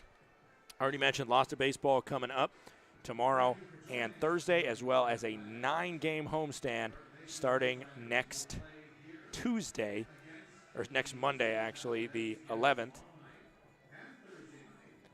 And it'll be a great time with all sorts of baseball. We had a huge Tuesday night crowd come out celebrating kind of a late Independence Day, as well as just taking part in all the festivities that the Flathead Valley has to offer at this time of the year. Summer is in full swing, and we hope you get a chance to come up, whether you are a parent listening from Texas, Florida, Georgia, or beyond, or whether you're a Paddleheads fan in Missoula or just somebody that couldn't make it out to the game tonight from across the valley. Hope you come through for us and check out this brand new stadium. It was great having Mike Shapiro in the booth. Please feel free, if you're just tuning in now, go back and listen to that interview, the 4th inning as well as the top of the 5th. Mike Shapiro had a lot of great things to say about the team, the stadium, and as well the evolution of the league, looking towards expansion. I'm excited for that. I wonder what communities in this area are included in that, but that will be TBD. Keep in tune to the Pioneer League social channels and everything for that. Nothing will likely happen until, in the future. But and also check out the PBL Roundup show at some point tomorrow, because you'll see plenty of Flathead Field in that. So just feel free to check that out, as it will be an event to behold here. One of the first times we've had a big event in Flathead Field hosting the league office for these 2 games. It was a great game by the Missoula Paddleheads, who came out and got a really quality start from Austin Croson. The losing pitcher is the starter, Andrew Stout, who allowed 4 earned runs over 4 innings pitched. The save goes to Thompson, his first professional save, and congratulations to him, as well as the Thompson family back in Mechanicsville, Virginia, or wherever they may be, on the first win by Cody. That does it for me, Scott Gladstone. Once again, thank you so much for tuning in to today's broadcast.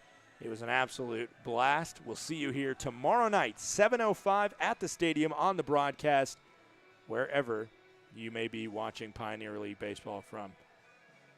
For all of us here at the Glacier Range Riders and Missoula Paddleheads organization, as well as the Pioneer Baseball League, thank you so much for tuning in, and thank you so much to the hard work of everybody that makes this broadcast possible. My name is Scott Gladstone. The final score, the Missoula Paddleheads beat the Glacier Range Riders 6-3. Please have a great rest of your night and stay safe out there.